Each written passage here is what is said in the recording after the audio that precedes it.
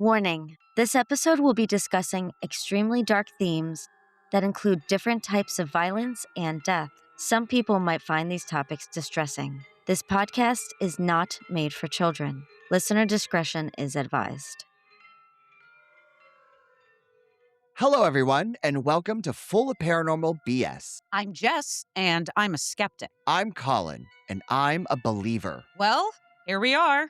A hospital that Colin forced me to take him to. Because you got possessed and tried to kill me with an axe. Look, I wasn't possessed. I was just trying to scare you. But you saw me, screamed like a baby banshee, and ran into a wall. That wall came out of nowhere. Wait, this doesn't look like a functioning hospital. Yep. That's because it ceased being a hospital in 1961 before permanently closing in 1982. Why are we at an abandoned hospital when I'm bleeding out from a head wound? Well, I noticed you had a slight cough earlier and thought to myself, there is no better place to cure you than this particular location. I have allergies. A place where countless lives were lost to the White Plague and brutal experimentation. That sounds like a malpractice suit waiting to happen. Join us as we explore Waverly Hills Sanitorium, where the souls of the dead possibly walk the halls of their final resting place. I'm still bleeding. Now, let's turn on the spirit box and see if the mystery voices from the static can convince Colin that he should stay here forever.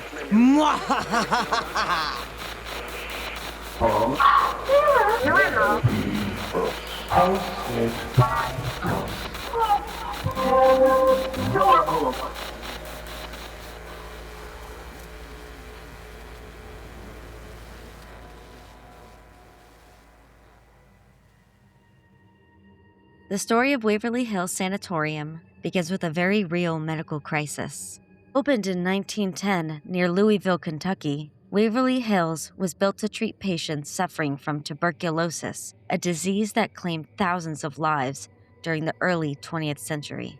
Before effective antibiotics existed, many patients were sent there in the hope that isolation, fresh air, and experimental treatments might improve their condition. As the tuberculosis epidemic worsened, the hospital expanded to house hundreds of patients at a time. After the decline of tuberculosis cases, the facility later reopened as a geriatric care center, before eventually shutting down in the 1980s. Over time, stories surrounding the building grew darker. Visitors and staff have reported unexplained voices, shadow figures, and strange encounters throughout the property, particularly around the building's infamous body chute. Today, Waverly Hills is widely considered one of the most haunted locations in the United States. So the question remains, is Waverly Hills truly haunted, or has decades of tragedy transformed a historic hospital into a legend of fear and folklore? Now are you guys ready? Because the doctor will see you now. That was cute. I like that. That was cute. You're such a cutie. This is why I eat apples. I don't want to see doctors, but we'll talk about them. We don't want to see the doctor, but we'll see you. Are you the doctor? Yes. Okay, Bree's the doctor, everybody. You heard it here first. I'm proud to take that title. Yeah, let's do it. Wear gloves this time. During its operation, do you believe staff or patients may have already been experiencing unexplained phenomena that weren't documented? Yeah, actually, I do. Because we have to remember, like, after Waverly closed its doors, it became the Woodhaven Geriatric. There are reports, and this was actually a study that was done. It was called Independent Spirits, A Brief History of Waverly Hills Sanatorium. It was from a film called Along the Way Forth that was hosted at the Fraser, Kentucky History Museum. It's a lot. They had stated that during Woodhaven, there were shadow figures down on the fourth floor that staff were actually seeing. There were unexplained noises and slamming doors and phantom voices that were also reported mainly from the overnight staff. It was documented that there was unexplained cold spots, even when the building was well heated, because you got to remember, It gets very cold in that area. Orderlies reported hearing footsteps in the old operating room. They would actually think it was patients who traveled out of the rooms in the middle of the night because they were older. They would hear children singing in the pediatric ward when there were no children staying at Woodhaven, right? It was just older geriatrics. Patients reported seeing doctors and nurses come into their rooms late at night, and they would say something to the morning staff, say, hey, like, some person came in last night, a doctor came in, and the morning staff would confirm that there was no medical staff at the hospital the prior evening. And then also, just to even back all of that up, I reached out via Facebook to see if I could get anyone to talk about experiences at Waverly. And a lovely lady by the name of Debbie Hale reached out to me. She worked there in 1978 until its closure at Woodhaven Geriatric. And she stated that paranormal occurrences would normally occur at night. All the patients would be asleep and the hallway would be quiet, but you could still hear someone talking and no one would be there. One night, I also heard pots and pans rattling and dropping in the kitchen, and no one was there. So, yeah, I definitely believe that after Waverly itself, I do not have any data showing that while it was Waverly, there were some paranormal claims. And I believe a lot of that is like just kind of barriers. There was your professional stigma that doctors and nurses, they would risk losing their medical licenses if they reported seeing apparitions.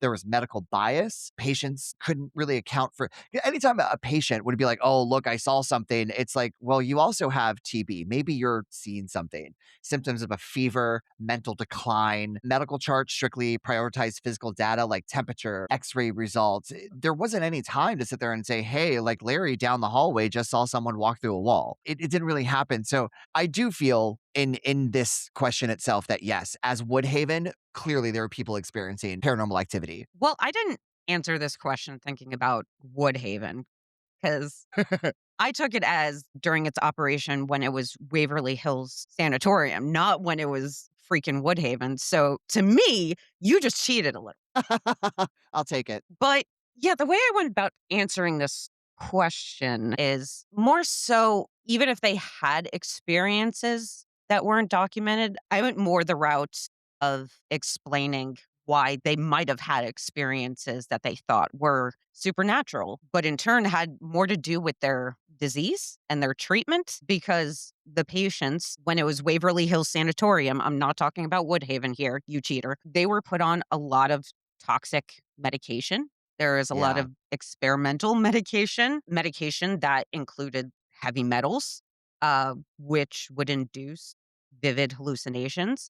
They also, with tuberculosis, advanced tuberculosis, usually comes severe hypoxia, which basically is caused by profound oxygen deprivation, which can directly trigger delirium and altered states of consciousness. And this is known as hypoxic ischemic encephalopathy, which is a brain injury that occurs when your brain doesn't get enough blood and oxygen, and it can permanently change how your brain functions. Wow, I'm gonna get that tattooed on me. The medical term, The medical term. I don't even think I said it right. Can we get a red bouncing ball for that one too? No, no more bouncing balls for you guys. You lost that privilege with hypnagogic, okay?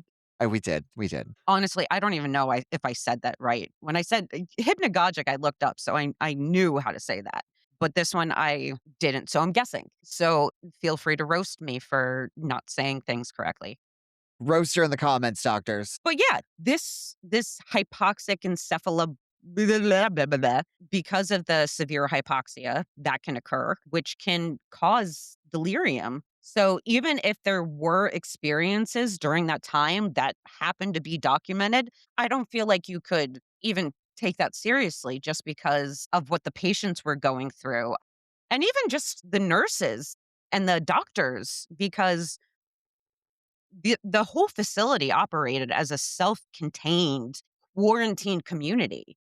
Yeah. So you have to imagine that isolation can bring about a certain level of stress, not to mention like the constant grief that everybody was experiencing because of all the deaths. And, usually in high stress environments like that, hypervigilance can develop, which also can make you jumpy towards little things happening, and convince you that there might be something supernatural going on. So in my opinion, even if they could document it, even if they did have experiences that they could document, it wouldn't mean anything.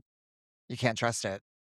I feel like you couldn't trust it. I feel like there's too many medical and, just psychological factors that could explain why the patients and staff were having experiences. Interesting. Which is why I cheated. You cheater. I did. You heard it here first, guys. He admitted it. I'll admit it. But I don't call it cheating. I call it kind of bending the rules a little bit because technically the question was, do you believe staff or patients experience that just weren't documented during its operation? It was still operating. It just changed names and was no longer tuberculosis. You can't say that because it was a completely different company. It wasn't Waverly Hills Sanatorium anymore. It was Woodhaven Geriatric Center. Tuberculosis was cured, so there's no longer any need for Waverly Hills. So to me, I bent the rules, but in my mind, I sat there and went, okay, because I can easily sit there and say, yeah, you guys are on some heavy, heavy, heavy drugs. You're probably experiencing hallucinations a lot. I mean, I feel like even with you cheating, some of the stuff I said, Mhm. not all of it, because like you said, tuberculosis at that point had pretty much been cured. But I feel like there's other aspects that I mentioned that could still apply to the geriatric center and why they would have experiences. Yeah, I agree with you. Well, You thank know, you.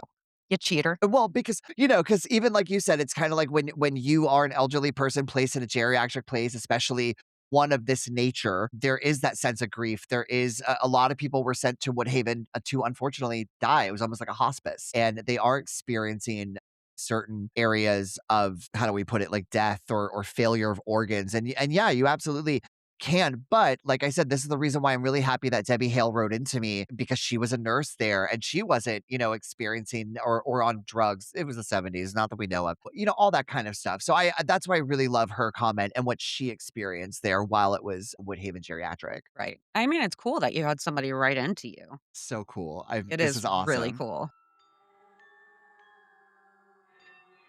Room 502 is often described as one of the most haunted locations. What makes a single room stand out so strongly in a place already filled with tragedy? Well, Colin, do you think you could start us off by telling us what room 502 is mostly known for at Waverly? Yeah, absolutely. So, room 502 is mainly known for two nurses who perished, both alleged by suicide. You have the first nurse, Mary Hillenberg, in 1928. According to the prominent lore, she was a 29-year-old head nurse who took her own life in the room. She was unmarried and pregnant, which was a massive social taboo at the time, and had also contracted tuberculosis. Overwhelmed by despair, social shame, she allegedly hung herself from the room's light fixture, and her body went unnoticed for several hours. Then you had a second nurse in 1932 who was unnamed. Unfortunately, the room was just kind of another backdrop. She was working in the unit and she plummeted to her death from the fifth floor window or the balcony, which is directly outside of room 502.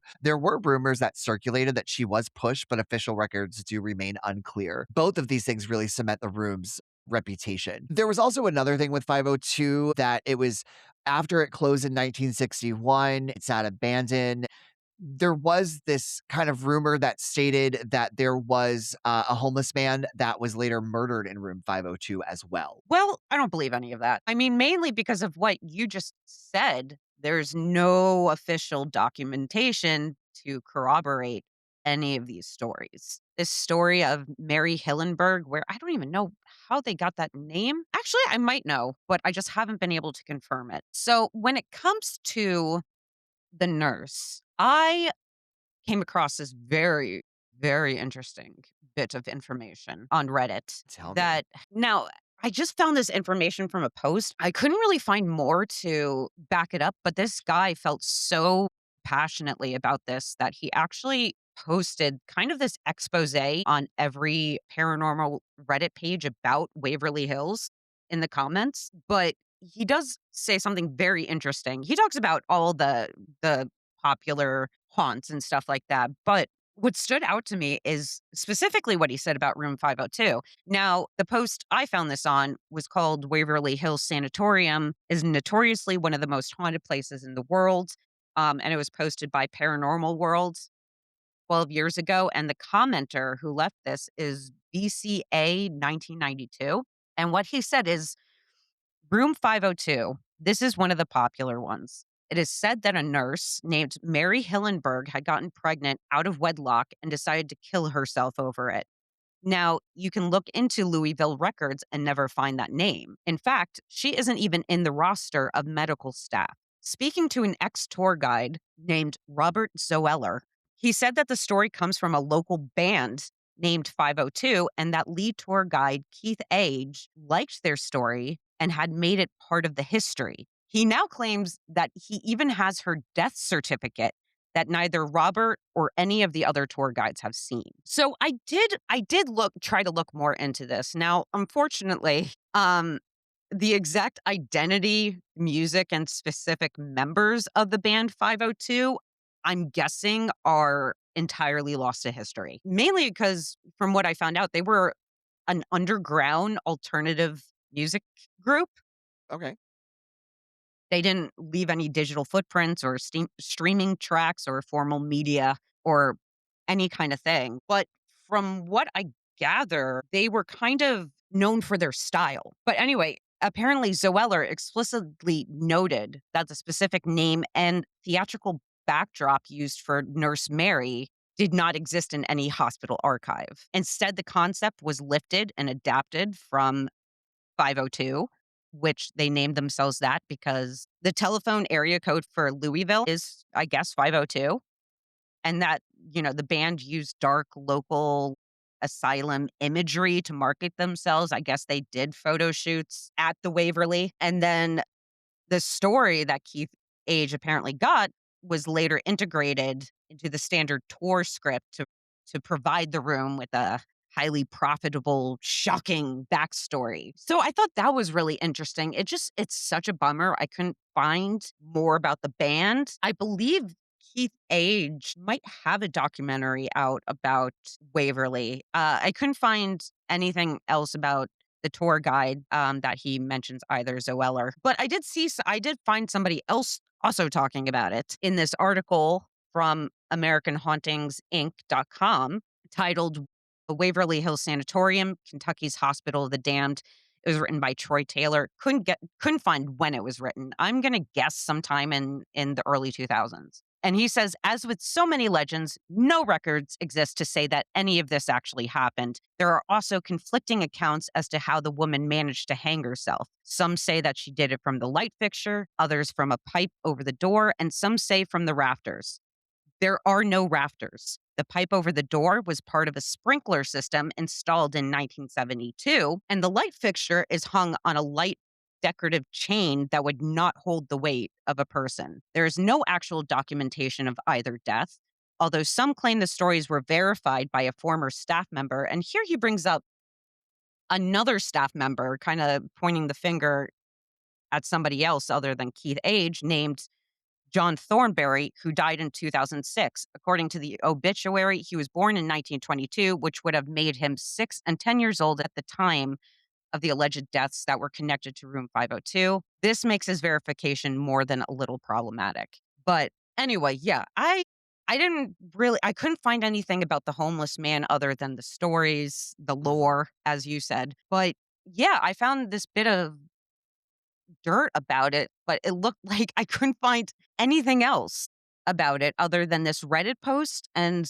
this article. So take from that what you will, but the whole local band thing and the story being taken from them, like, you gotta admit that's interesting. I do. And look, I will kind of give you your props here where props are due because, when we were both doing some history lookings there, we both ended up watching like Ghost Hunters. And obviously we'll get into that a lot more later. But the one thing I did find interesting, and this is props to you, was that they had gone to look for documentation.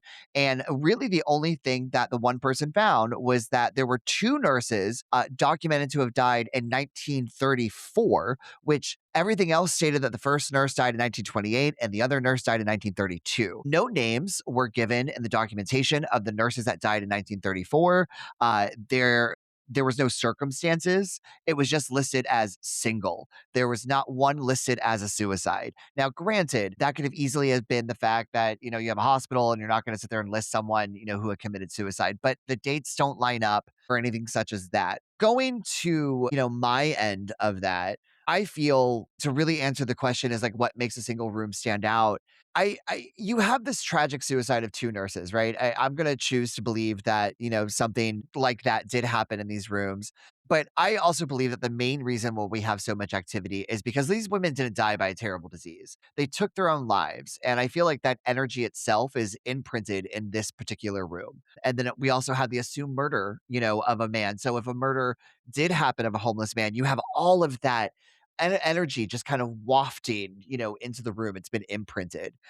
I will say that there was Tom Halstead of the Missouri Paranormal Research. He took a very compelling photo outside of room 502, and he captured what we believe to be a spirit.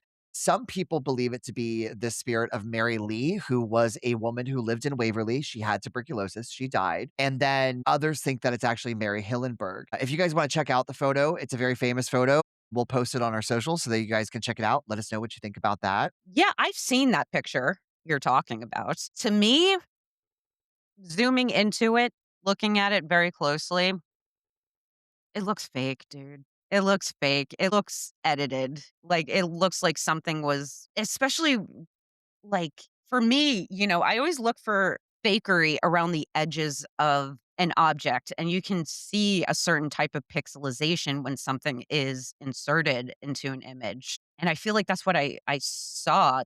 I mean, I wasn't able to zoom in that far, but I do wanna take that picture and kind of would do like to do more of a zoom in on it. But from what I saw, it literally looked like somebody just placed it in there and then changed the opacity so it looks see-through, in my opinion. Yeah. And you do photography, you know what I'm saying? I mean, but, Mhm. like I said, folks, check out our socials. We'll post it there. You guys can check it out. Let us know what you think about it. It's a very famous photograph. You can really find it anywhere. Tom Halstead got a lot of recognition for that. Yeah. Please let Yeah. us know that you agree with me. I will say there's like two, they do kind of contradict each other in a sense. Now, I was reading The History and Hauntings of Waverly Hills Sanatorium by E.R. Werner and Angel Ray. And in it, they actually take a story from one of the tour guides named Tiffany, and it's Teffany. So I'm assuming it's Tiffany and not Tiffany. Don't really know. There wasn't a pronunciation involved with the Maybe book. was it a typo? No, it's throughout. The Oh, tour guide speaks throughout. So, yeah, Tiffany. Tiffany.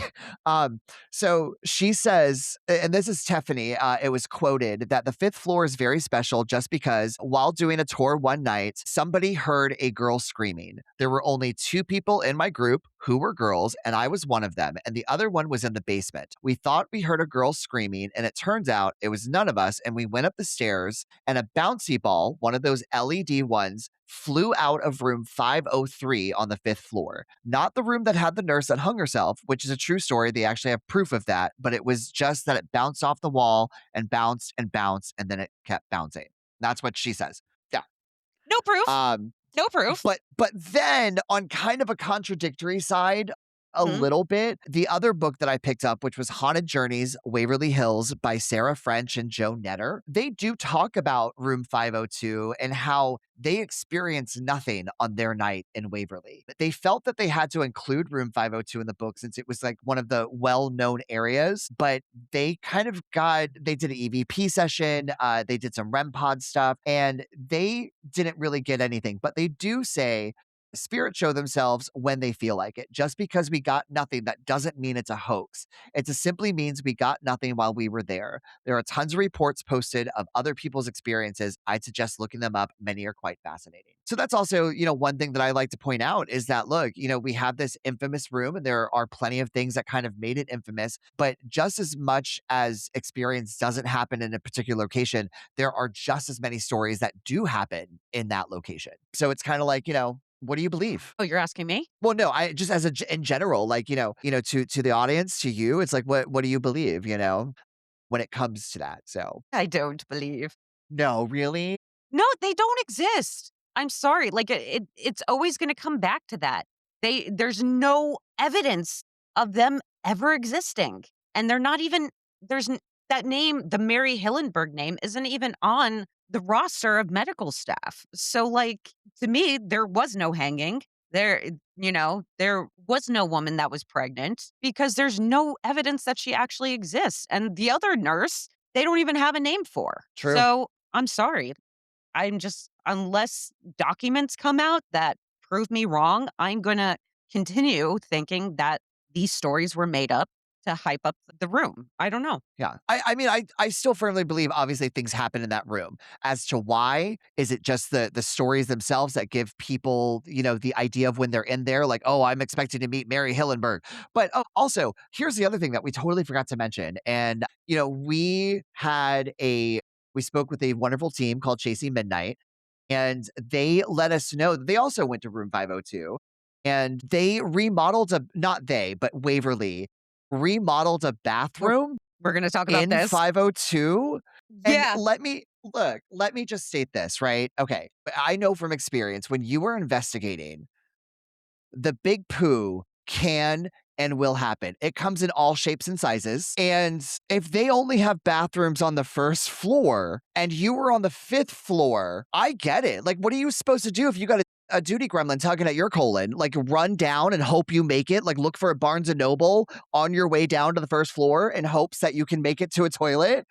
I didn't think we were going to bring up the renovated bathroom, but I had this to. It was when we 502. met with Chasing Midnight, for some reason this became a big point of discussion.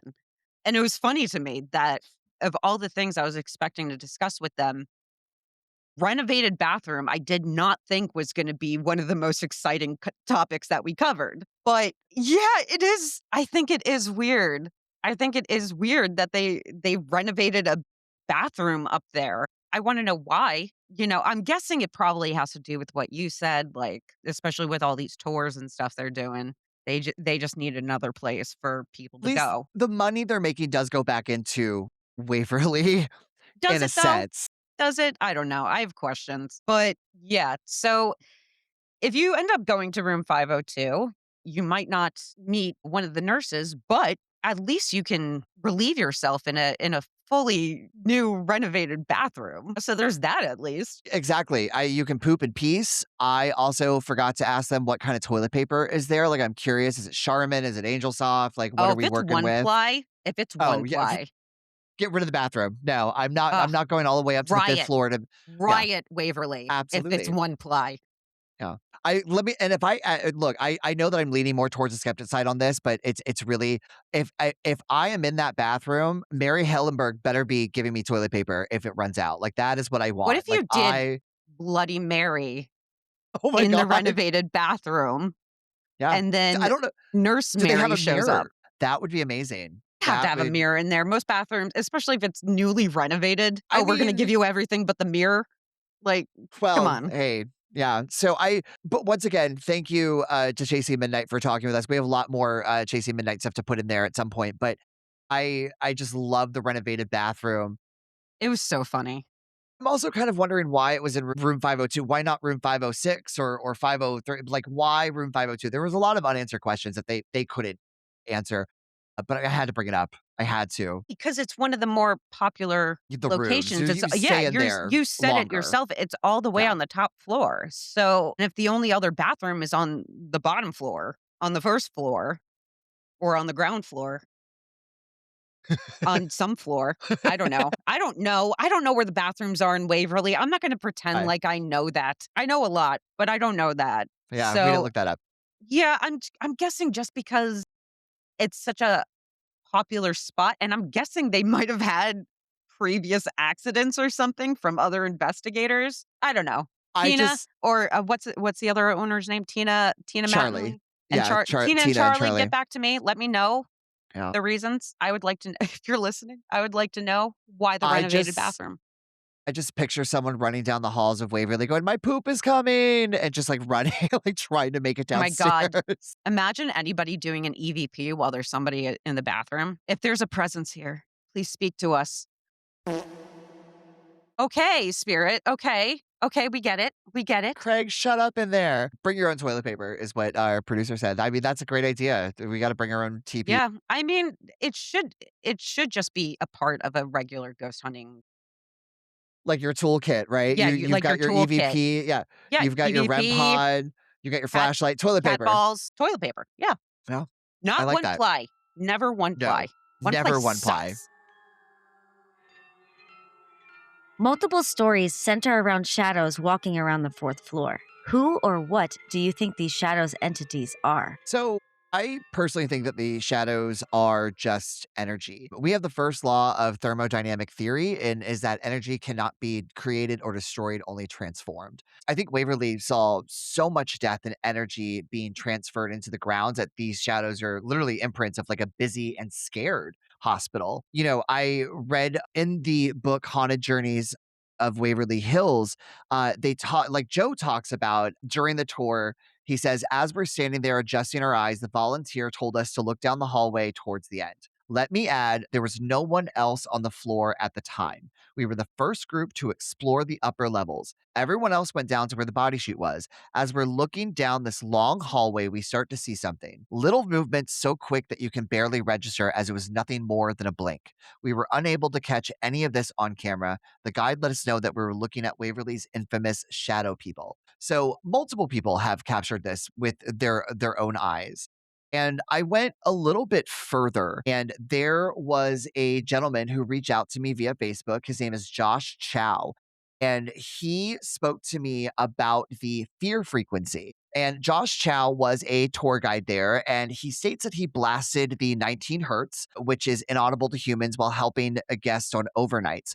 I kept it to myself, and not always doing it on every floor every night.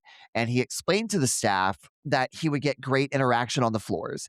And he states that 19 hertz does something to humans, that's for sure. It's called the fear frequency. And there's an old story about a lab having paranormal activity, and it turned out that the glitching van vent was humming at 19 hertz after it was found out and replaced, all activity ceased. So Josh's theory, and I actually really like this theory. So this is why I kind of wanted to bring this up. He says, my theory is it breaks down the pineal gland and allows you to open your third eye to pick up on activity we normally dismiss. Females are more likely to experience activity also during the experiment, which I think that has something to do with water weight. Females tend to retain more water than men, which explains female intuition, seeing how frequencies affect water very easily. And then he goes on to basically state that, he's not the first to talk about 19 hertz or anything such as that, but he did try it at several other locations. And he does say that Waverly got 19 hertz daily for almost 6 months. And it was a very energy related in the place. And he goes on to talk about how he actually has a real electroshock therapy device from Dr. Maccabee. But basically, he states that this was the first location that got results right away. The other locations he went to, it took a little bit more time. So I kind of thought this theory of him running the 19 hertz, especially on the particular floor where the shadow people are, I don't know. I think it kind of did something. I think it definitely helped amp up activity. And I think that the shadow people are clear idea of that. I'm not going to respond to the whole fear frequency thing now because I want to talk about that in just a little bit. But when it comes to shadows, there's so many reasons that people could be seeing shadows on the fourth floor. I don't think they're entities. I mean, one, if you look at the strange architecture of this building, Yeah. you know, I mean, it was designed with massive open air solariums and long window lined corridors so the patients would get the most amount of sunlight they could. And I feel like with this type of unique building, I think people being susceptible to not only the fear frequency, because I feel like the architecture contributes to that, but just the way it's designed with the openness of it. I feel like any passing car headlight or swaying tree branch outside like could cast a shadow. I mean, these places are very open, like huge open windows, no glass. They kept these floors open so patients could get a bunch of fresh air and sunlight. And I feel like it almost makes it more susceptible to shadows and seeing things out of the corner of your eye and stuff like that, especially with just the decrepitness of the place. I feel like there's a lot of things that can kind of trick your eyes in there, especially if you're experiencing the fear frequency, which, like I said, I'll talk about later. But also the fourth floor itself, I feel like when it comes to the tours, it's the fourth floor is usually advertised like, oh, all the shadows are here. All the shadows are on the fourth floor.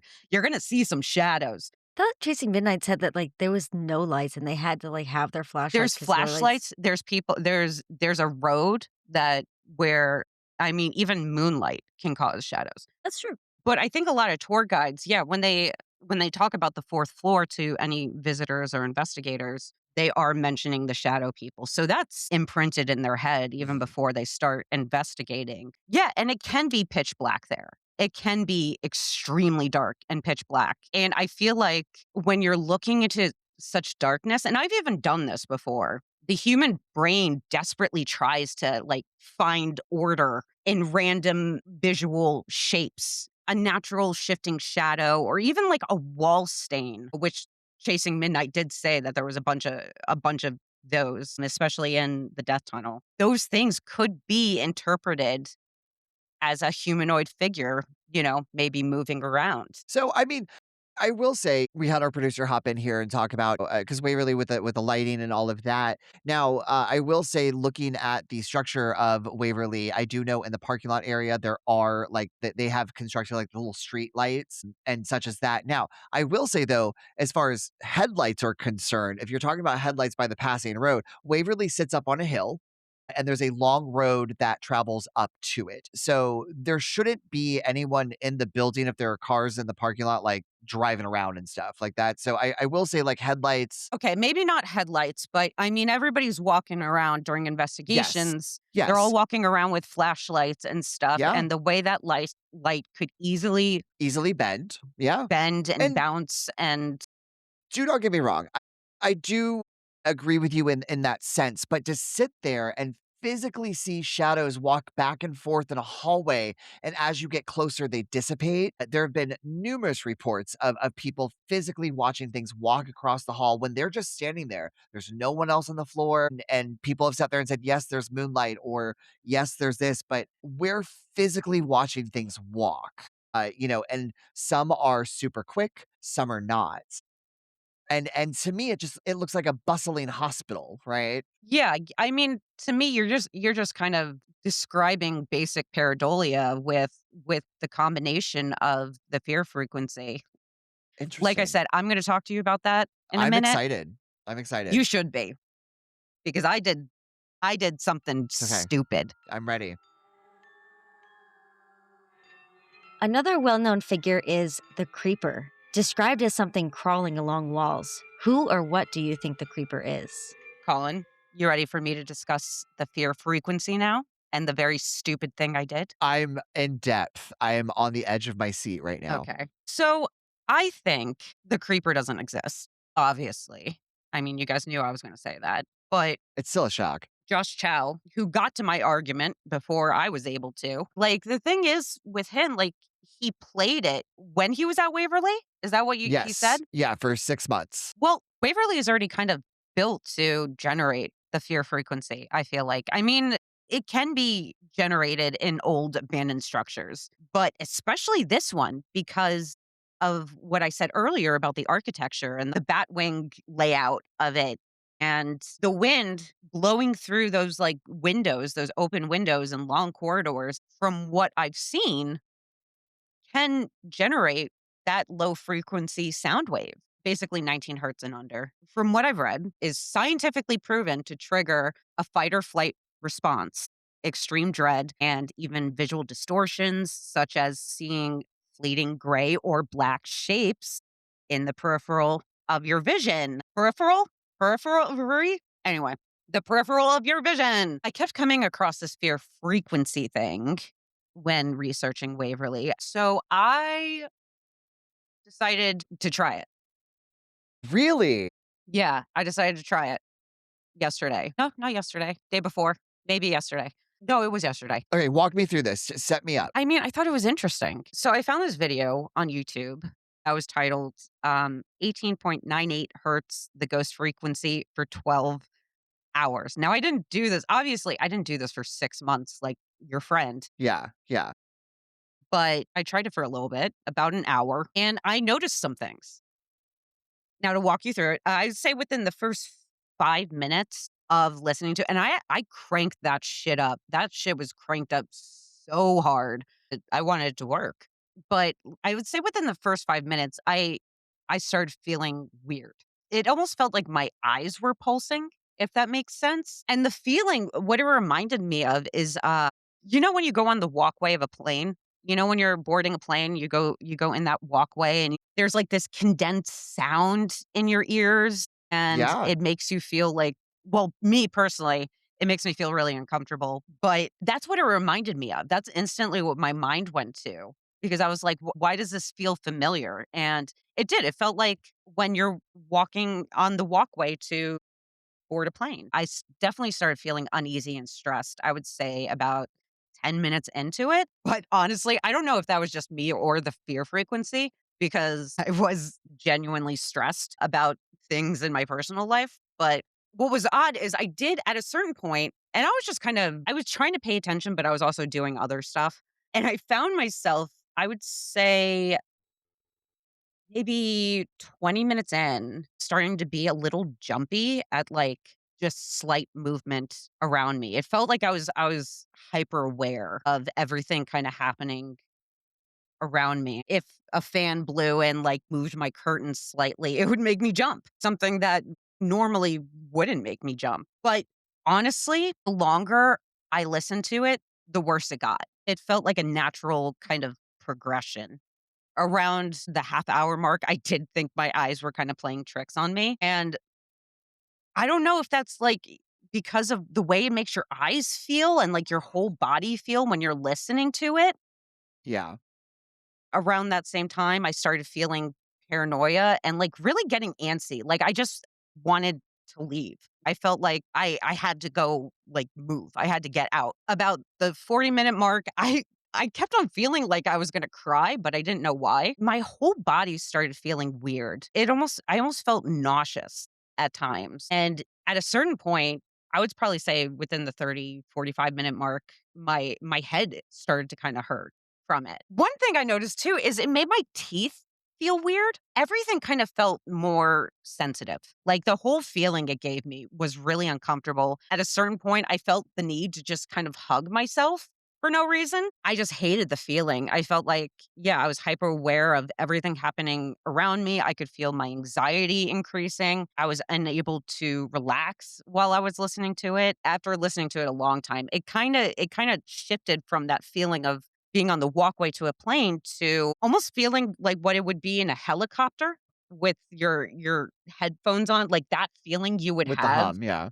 That kinda kicked in at a certain point, but yeah, I made it 52 minutes to the point of where I didn't like it. I was Yeah. gonna keep it going for a long time, but I just didn't like it. I didn't like the way it was making me feel, and even after I turned it off, it's still felt weird, and at a certain point, I thought I could hear sounds within this because you kind of feel a vibration, right? And it is almost like a sound you're hearing, but it's not. It's just, it's the hertz itself, and you can kinda hear that and feel it.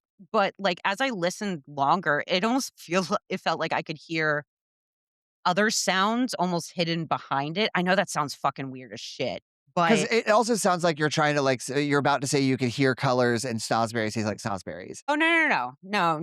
I was really paying attention to the way it made me feel, which also is kind of a double-edged sword with this experiment because I don't know if there's like a placebo effect happening. I knew what this was going into it. I knew what to expect. So there is still a part of me that's like, did I manifest that because of what I expected from this sound, or did that actually just genuinely happen? And I can say that when I was doing it, it genuinely felt like it was having an effect on me. Because like I said, when I turned it off and I took off the headphones, I was still feeling a bit weird. Now, I don't know if that's a similar experience to what the person who submitted that story, what they went through. I mean, like I said, I definitely didn't do it for 6 months. I did it for as long as I could before it started feeling really uncomfortable. But yeah, I would say like it was effective for sure. So are you saying that that experiment you think is what people are manifesting as the creeper? Yeah,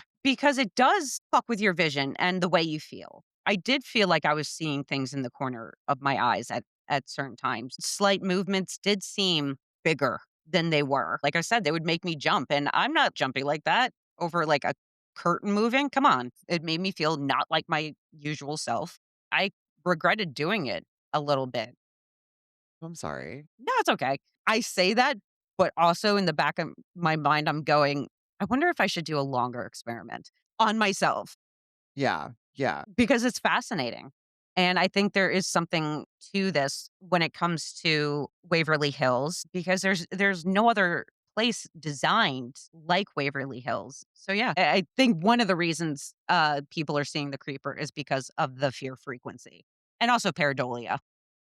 Well, one, let me just say that I'm very happy and proud that you decided to do an experiment, but I will say that I dismiss it. That is, and After all that, you are all of that, I say it denying my with love. experience? Well, no, I'm not designing your experience, but the specifications of your experiment did not meet the criteria of Waverly. You did it with headphones.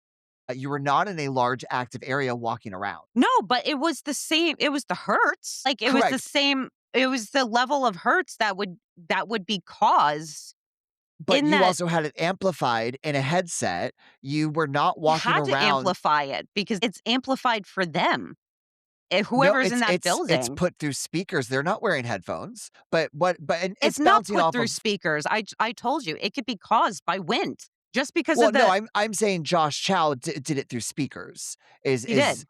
Yes. So what I'm stating is that once again, the specifications for your experiment were not the same. They weren't the same quality. So and I should say that I'm not trying to be rude here in the sense that I'm really happy that you did this experiment. Being a little rude. I'm so sorry. It's not where I'm going with it, but to me it's kind of like let's say you went to an like abandoned warehouse, you put it on speakers and you walked around for the 54 minutes and if you still felt the same like you did for this one, I would say okay, yeah, that totally works. But in this case you were I'm assuming sitting in your chair, had the headphones and you are in an enclosed space. Yeah, So once again, the requirements weren't the same. of course they weren't gonna be the same. I can't go fucking walking around Waverly right now, can I? No, but a warehouse, a large building, or anything such as that Are you to fucking try kidding to me? meet the Look, look, bitch, okay? I'm not gonna go walking around some warehouse just to prove this, all right? I feel like it's all about the hertz, okay? And that's what I tested on myself was the hertz, the type of hertz that they would be experiencing there. So I feel I don't understand how you say like this experiment can't apply because it's the hertz of it all. That's what I was experimenting. Does that actually affect you the way it says it can affect you? And in my opinion, I'm guessing that at Waverly, it's probably worse. Like, I made it as bad as I could for myself by cranking it up and stuff like that because Yeah, all I yeah, can imagine is they're kind of surrounded by that low frequency there. yeah. And also, it told me that because the feeling, it was familiar. Therefore, this told me that, oh, maybe I have actually experienced this before in a way. Okay, I well, look, once again, I will agree to disagree in a I sense. don't like my professional scientific methods to be Yeah, questioned so harshly. No, I don't give a shit. I honestly don't give a shit. It was something I yeah. just wanted to try. But I look, I love that you tried it, and I'm very excited that you did that because, but I just feel that as a scientific experiment that had multiple elements, you only used one element You know to what? try to get the same results. But the result is still there. Okay. Is what I'm saying. The result was still there. Okay. My response to that is you're a bitch. I'll take it. Well, I will take that and I will lead into what I think the creeper is. Fine. Go ahead. I I will. I didn't do any Did experimentation. you do any I did any not. I did not. experiments on yourself? Did you? I did Ah, it. one upped you Well, off the bat. Let's go. So, I think the creeper is a combination of grief, fear, loss, anger manifested into the shadow being. There is a now debunked theory that we used to use only like 10% of our brains. And I will say that MIT and Mayo Clinic actually debunked this theory, stating that we use 100% of our brains even while sleeping. And if you guys actually want to learn more about this study, you can read about it at the MIT McGovern Institute or the Harvard Health. Don't make me do science. I know, but that's my thing, is that you inspired me after Lizzie and your science and the hypnoallergenic thing that you talked about. Hypnagogic. The hypertensive, it's what I said. I was like, I want to do science as well. So they stated that some areas are more active depending on the heightened sense of emotion. And now, as I stated before, I do believe that we are all energy. And when these heightened senses of emotions, they leave a form of electromagnetic energy that is imprinted on its surroundings. And Time released an article called Science Behind Felt Presences that actually discusses that in further depth. So after Time, I believe that all this energy can actually become something that people feel and they are focusing on it. And that is where we get science, once again, a tulpa. Are we familiar with tulpa? So, a tulpa is originating from Tibetan mysticism, a practice where individuals meditate and visualize until the entity develops its own independent personality, thoughts, and will. So, people have felt this presence for so long and they became frightened by it, whether it was 16 hertz or anything, or excuse me, 19 hertz, it became manifested into what the lore is today. And personally, I feel that we did the most dangerous thing. We gave it a name. So now people are experiencing something because now they have a name for it. And I do believe it's basically a form of a tulpa, something that people focused on so hard and so heavy. It manifested itself out of everything that is there that was left behind after Waverly. That's what I feel. Love this theory of a tulpa because I've heard this before. Yeah. Just the idea that you can think a ghost into creation, like the ultimate manifestation. Like you're not Yeah. manifesting a positive future for yourself. You're manifesting a monster, basically. Can we try that? It, Maybe. I Okay. So look, what if we gave him another name? Like, let's give him a less threatening name, the creeper. I yeah. don't know. It's a him. Sprinkle toes. Kyle Taylor, as our producer states. But okay, so look, we've got a little sidetracked, but I will say that like some evidence that was out there, I did produce an article. Well, not an article. It was a something that was written on Reddit by Shadow Person 502. He stated that he has worked as a volunteer at the Waverly Hills Sanitorium and have been on many tours and investigations. The most impressive thing is when I was doing an overnight investigation with my two small groups in the building. I walked down to where the restrooms are while my significant other, cousin, and his wife were standing on the fourth floor along with a couple of people from the other group. My significant other is a complete non believer. She refuses to accept anything as being paranormal. When I walked back up to the fourth floor, they weren't there. I ended up finding all of them on the second floor shaking. After I had walked downstairs, they all saw the exact same thing at the same time. Keep in mind, a couple of them are total strangers. They all saw a very large black shadow move towards them in the hallway, as well as smaller shadows came crawling on the floor rapidly. My significant other, who doesn't believe, was in tears. None of the people in that group would go back to the fourth floor. It really is something to take a total skeptic and let them see something so unexplainable for themselves. So Creeper Kyle has babies. Is that? Possibly, yeah. I mean that is It what we're sounded going with. like she saw a daddy shadow with its Daddy baby shadows shadow. that, and they weren't able to walk yet, which is why they were crawling. Yeah, maybe. Creepy You Kyle's just gotta trying to be a good parent. I feel that Creepy Kyle walks so the other ones could run. It's just one of those moments. Yeah, he teaches all the other shadows how to shadow right. Where are we going with this? No, I think I'm trying to give this because like the way it's described, it's just like, oh, it's a shadow that moves along walls and floors and stuff. So you know what? Forgive me if I'm trying to give creepy Kyle a personality. Okay? Forgive me. I would say a big, scary shadow is personality enough. I don't know. I'd be terrified if some giant shadow came running at me in the middle of a freaking hallway. Look, I think we're being prejudiced against shadows now. I mean, look, I would probably run up to the fifth floor to empty myself in the private bathroom if something like that happens. The story of Timmy, the child spirit, is widely reported. What makes child apparitions feel more believable to some people and more questionable to others? I think children are harder to ignore. You look at a life that hardly had any time to live, so your heart immediately goes out to it. I think this opens you up to wanting to believe the ghost of a child is there. I think that gives that spirit energy to appear to you. We have hundreds of cases of Timmy pushing a ball back and forth. And I think the belief and the love for this very sad case is actually what helps manifest his spirit and to be able to kind of do all the things that he does. In the Haunted Journeys of Waverly Hills, Sarah and Joe talk about having a moment of actually going up to the fifth floor where Timmy is usually located. They talk about earlier on in the book, we left a ball, although we didn't see it move. It was on the other side of the room a short time later when we came back. So the volunteer comes in and asks Timmy to move the ball. We all sat in shock silence as it did just that. The ball rolled a few feet, stopped, and then rolled back to the same spot. So Joe, who loves the paranormal but is mainly a skeptic, which he states multiple times throughout the book, he has to always try to debunk stuff. When the group dispersed, we all stayed. The room is surrounded by broken windows, so wind blows in. We didn't feel any breeze while we were up there, but that doesn't mean there wasn't one. We walked to where he set the ball. There were no grooves, nothing that the ball was in that could facilitate movement. We checked the windows and felt no air.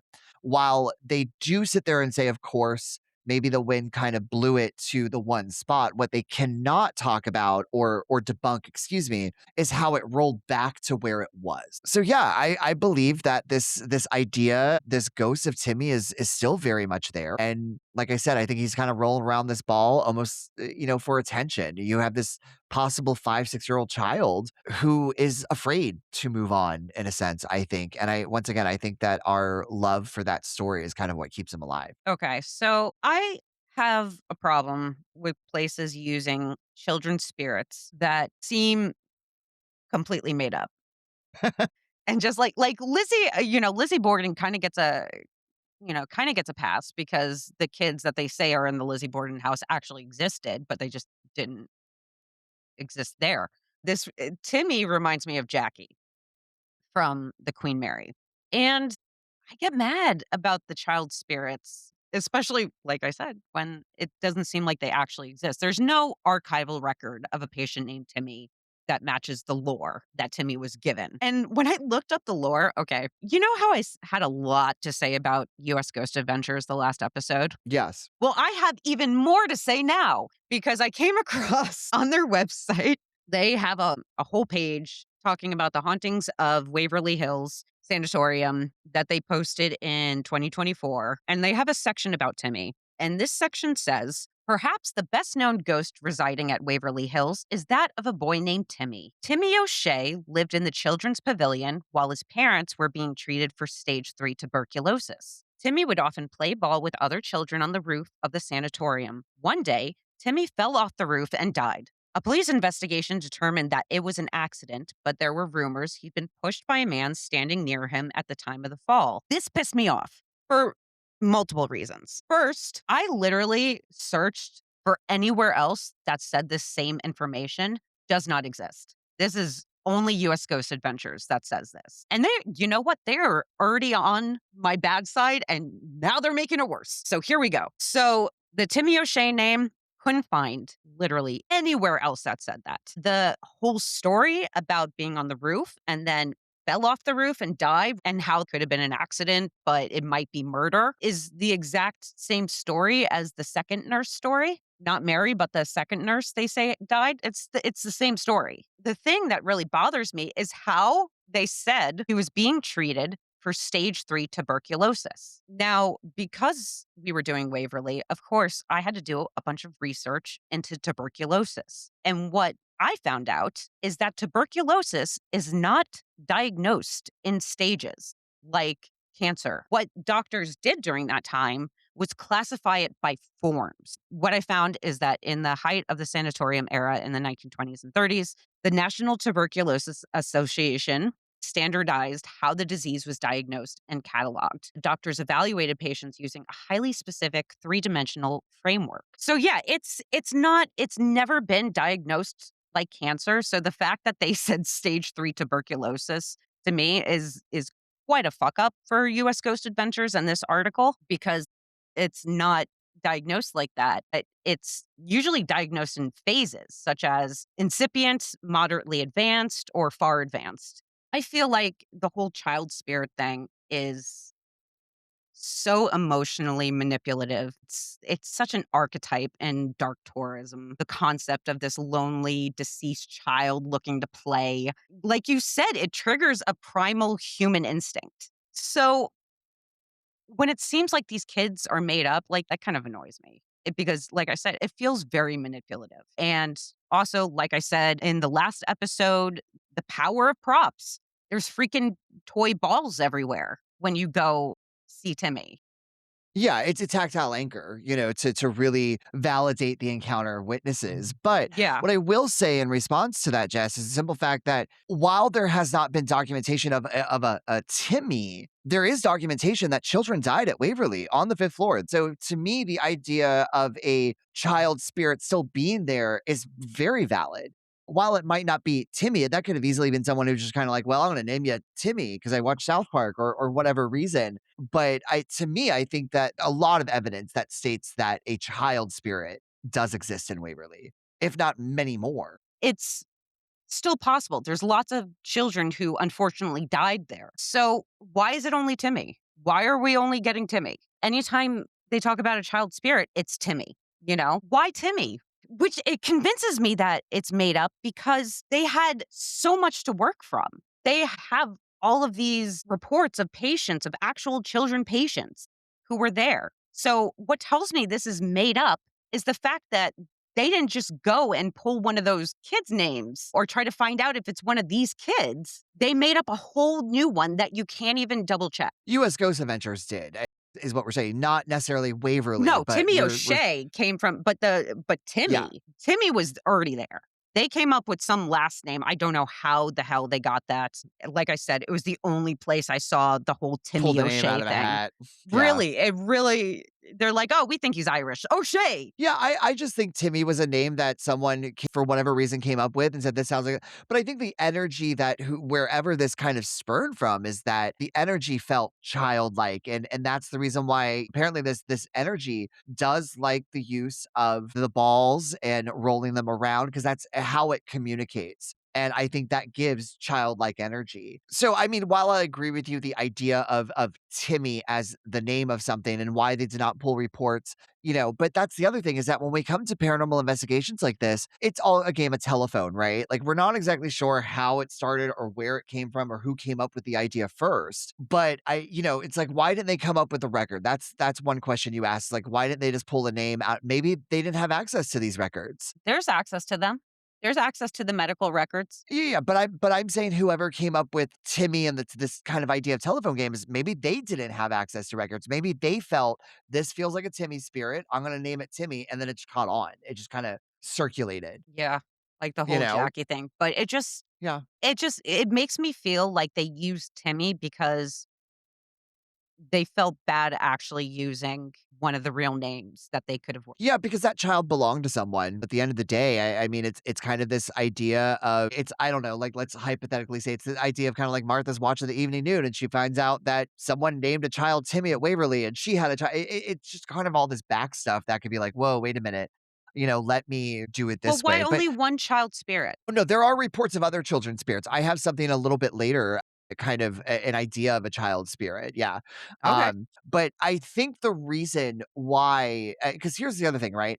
When Timmy is playing with the ball, we don't always know that's Timmy. It could easily be another child, but because this particular spirit is interacting with said ball, they're always going to sit there and say, well, that's Timmy's interaction. It could be Lucy. It could be Kyle the next day. It could be Jason, some Creepy other Kyle. time later. Not creepy Kyle, no. But it could be any of the other children who are reportedly still there, but people are just associating the moving of the ball with just Timmy as one umbrella. And I think that's kind of because there's no guarantee, right? I can't sit there and tell you that this is little Janet Yeah. and last week it was Susie. Yeah. It just feels wrong. It feels kind of Yeah. wrong. It feels kind of icky. I agree with you. Especially the shit that US Ghost Adventures came up with. That really feels like they just kind of pulled that out of their Yes. ass. And I will say, like, I agree with you, in the idea of people perpetuating ghost children to get some sort of interaction, but it makes me feel worse if that interaction was fake. I just don't like the idea of it being used as like a manipulative marketing tactic. Do you know what I mean? Well, I Like, use do. it Yeah. even if the child's spirit is made up. I mean, it still bothers me that they use it at the Lizzie house, even though those kids were real. I don't know, that might make it worse, actually. But, yeah, it always makes me feel icky when I come across these child spirit stories. Yeah. The body chute is one of the most infamous parts of Waverly. Do you think its reputation amplifies paranormal claims, or could something genuinely linger there? Well, the body shoot. I've done a lot of research on this thing. Overall, I think there's quite a few factors for why it would feel haunted. And guess what? None of them are paranormal. So, first I'll say I think the reputation of the body shoot, aka the death tunnel, is like a powerful mix of psychological suggestion and historical tragedy. I also think the tunnel itself can really mess with your brain. It's dark, it's long, it's cold, it's quiet. I feel like those types of environments naturally will cause the brain to misinterpret normal sounds or shadows. I think most of it has to do with the priming before people even go into the tunnel. I feel like of everything, the death tunnel or I'm sorry, the body shoot is what makes it so famous, especially because of what it inspired, American Horror Story season 2, To I Asylum. believe. Yes. A lot of that stuff was based off Waverly. They had a body shoot as well in that story. But I think tour guides and a lot of people, when talking about the body shoot, yes, it was at a certain point used to transport bodies, but that's not why it was made. And I think a false impression is usually given a lot to make it sound like that's why it was created, was just for deceased bodies. First, it was created for just all the construction. I came across a news article and it's a story about something that happened in 2022 when tour guests had to evacuate into the body chute during a tornado warning. And so they made an article about this. And in it, the executive director, Dale Clark, even says it was originally built to be a construction tunnel to bring up bricks to build the building that everybody wants to come see. And I can believe that because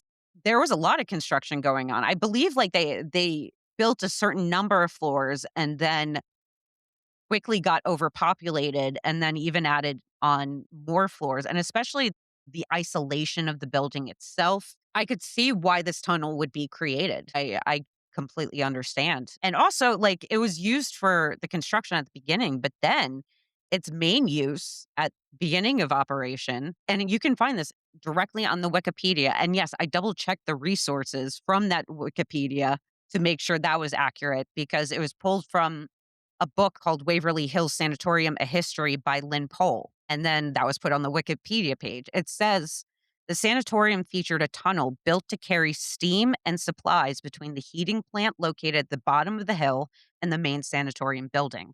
The tunnel was equipped with a cable car used to transport items up and down the passageway. According to a number of stories and anecdotes, during a limited time between the 1920s and 1940s, the tunnel also served to transport corpses to a waiting ambulance at the bottom of the hill, sparing patients the knowledge that someone had died.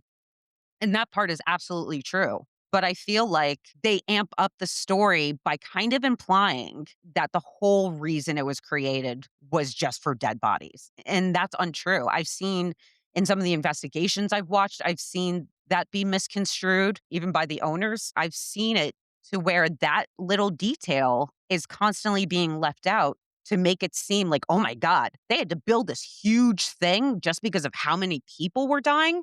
And that's another thing. This is my last point I'll bring up is the number of people that died, the one that's told by the owners and by tour guides. What number do you usually hear? Approximately 63,000. Yes, that is so incorrect. You can even see it for yourself. The Kentucky Historic Institutions, their website, there's a whole Waverly Hills patient death index. You can count it and do it yourself if you want. And I guarantee you, nobody's going to come up with 60,000 patients. But I'll just read you is little excerpts from somebody who did do the counting, and it's from that article I mentioned a few questions earlier from American Hauntings Inc. There are many inaccurate reports as to how many people died during Waverly Hill's decades of operation. Some claim that tens of thousands died within the walls of the hospital, but this number is greatly exaggerated. According to Dr. J. Frank Stewart, a former assistant medical director at the hospital, the highest number of deaths to occur at Waverly Hills in a single year was 152. By 1955, those numbers had dropped to as low as 42 deaths. And it's been estimated, based on death certificates that were filed, that approximately 6,000 people died there, dating all the way back to the original hospital records from 1911. While far short of the numbers being tossed about in the legends, it's still a tremendous number of deaths to have occurred in a single structure. And I agree with that. But this is the problem, I think. I believe this is the reason that this body shoot, the reputation of it alone amplifies paranormal claims, is because everything about it seems to be exaggerated. Well, in response to that, I will say that when it comes to the amount of deaths that physically happen in Waverly, there's been a lot of arguments about why, the approximation and how it is greatly adjusted up towards the higher numbers. And a lot of that is because they had claimed, and this was something that I had read, there were reports stating that the number of deaths at a certain point reached such a high toll that they didn't fill out all the necessary paperwork and file everything away. So there were so many names lost because it was just happening one right after the other. And that's what I read. And honestly, I don't really know. I know with tuberculosis, there are some people that I could go right away, or you're going to go for, a while with it. Do I necessarily believe that? I do believe the numbers are greatly lower. There's enough evidence to show that 100%. And you were correct. It actually started as a schoolhouse for the man who originally built a house on the area itself. Yeah. Yes. I know originally Waverly was spelled Waverley, Yes, yes. right? That was because of the woman the man who originally built the property who lived there, he had 2 daughters who needed to go to school, and he built a schoolhouse for his 2 daughters, and he hired a woman as a school teacher, and she had said, "I think it should be named this." And I believe it was because there was something that she liked to teach that had to do with Waverly, but he said, "Sure, that sounds pretty, let's name it that," and it was a different spelling. And then once the tuberculosis crisis sort of hit, he was paid off and it was demolished. I believe it was a 40-room building. It wasn't very large. And then after that, so many patients were getting stricken that they started demolishing everything. And it was like 2 floors, and then they went to 5 floors. And it just kind of, kept growing over the years. So I guess to me, as being a tour guide before, the idea of be like, welcome to the body shoot. They transported bodies and construction. It doesn't really flow with the moment. In my mind, and this is just me, I know that it wasn't just built for bodies. Like they had to have a way to get all of the construction and all of that through that, especially during the snow in Kentucky during those times. So I don't know. To me, I just think that makes sense. I will say, if I'm being 100% honest, I do think its reputation amplifies claims more than something actually lingering there. Now, I do think the spirits of Waverly can travel around to kind of wherever they please, but I think the body shoot is this idea of a graveyard. And I say that because people think graveyards are always 100% haunted, right?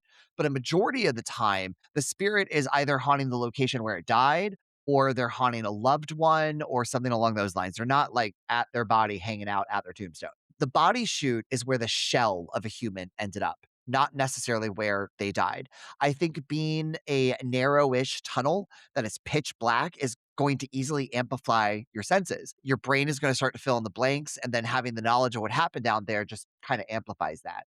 Now, I will say in Haunted Journeys, Waverly Hills, Sarah and Joe talk about an experience that they had in the tunnel itself. They say, out of the blue, or should I say, out of the darkness, we hear a moaning sound at the end of the tunnel. All of us hear it. It didn't last long, but it sounded like a male voice moaning. One of the other members of the other group decided to head down there on his own. He was fine with going by himself. We all just sat there watching him. The tunnel seems like it goes on forever. The guy gets to the end of the tunnel, looks around for a few minutes, then heads back up to us. He said the gate was locked and there was nothing down there, but while he was down there, he got goosebumps and didn't want to stay very long. He said it felt like something was watching him.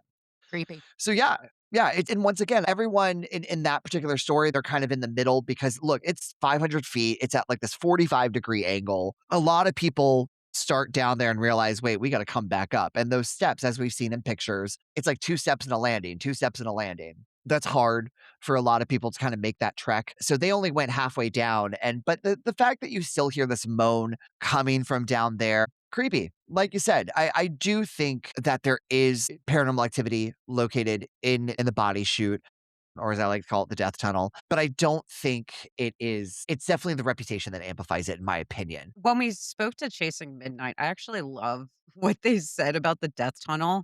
Oh my god, they Yeah, had me cracking up because they talked to us in depth about their experiences at the body shoot. And spoiler alert, there wasn't any. yeah, they did say Even that. though Isabel took some fantastic pictures. Holy crap. Oh my gosh, girl can photograph. And I loved her pictures. But the overall consensus was it was cramped and they were bored. Lily, another investigator, came right out and said she didn't feel anything in the body chute. I know they said that two other members, Colton and Peyton, decided to go to the end of the chute. They decided to walk. And Isabel cracked me up because she came right out and straight up said she didn't wanna walk to the end because she's lazy, Yeah, and yeah. It's a I trek. felt that. I felt that in my Yeah, soul. absolutely. She did also point out that there was a really weird watermark on the wall or something. It was some kind of stain that looked like a face. Pareidolia. That's Yes. kind of an example of that, but I thought that was interesting, and you could see what she was talking about in her pictures as well. But then the number one thing I noticed was just how cramped it was. If you were put in this space and not even told it's haunted, you would still feel a certain kind of way about it, you know? Yeah, I think so. Yeah. I thought when they started talking about the lack of experiences they had in the body shoot, that cracked me up. So Love it. Love them. Out of the many visitor experiences at Waverly, are there any lesser known or less common occurrences at Waverly you'd like to discuss? Yes, some of you know I reach out via Facebook and social media to see if I could get some really cool stories from people, and I got a really great response. Thank you to everyone, and unfortunately, I can't use all of them, right? So I did pick some that I don't know, really resonated with me. So Nicole Blair, she writes that one night after tours in 2023, and three of my coworkers went down to the lobby. We had a spirit box going and we were just trying to get activity. During the middle of all this, inside the nurse's wing, which is under lock and key, was an angelic sound. wait, can you do that again? Okay, Sound. thank you. I immediately told my coworkers, let's go. And they said, give it about 10, 15 minutes and then we can go up.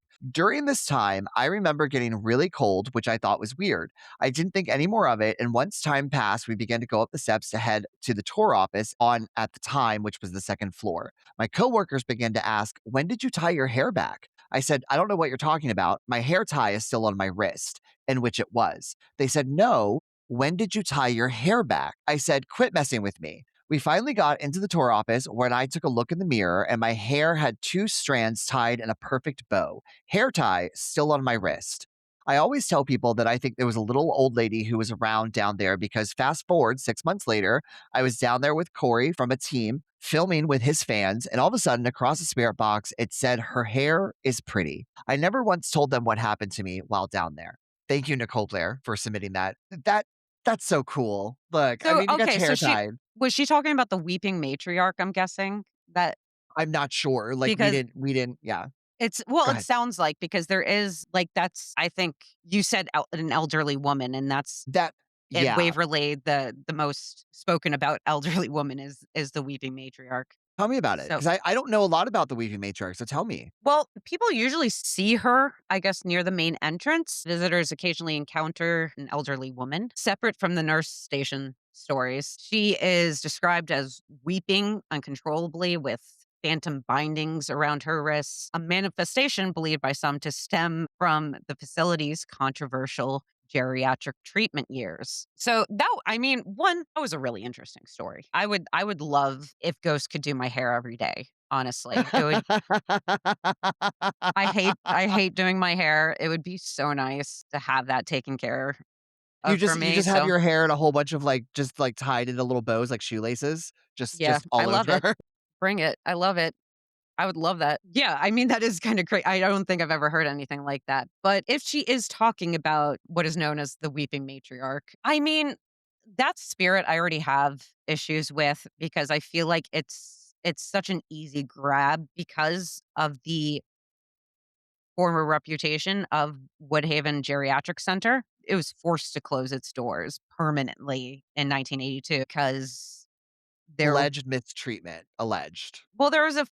was an official state investigation. The claims was severe understaffing and patient neglect. So to me, like that felt like an easy grab. Oh, there's already the story here. We know bad shit happened because it got shut down for it. So like, yeah, let's just put a sad old woman. I feel like it's another archetype, Yeah. ghost. You know, the weeping woman. Like, It gives me Lady in White vibes from Queen Mary that they did on their ghost haunts, the Lady in White that you had talked about. yeah, I It does give me that.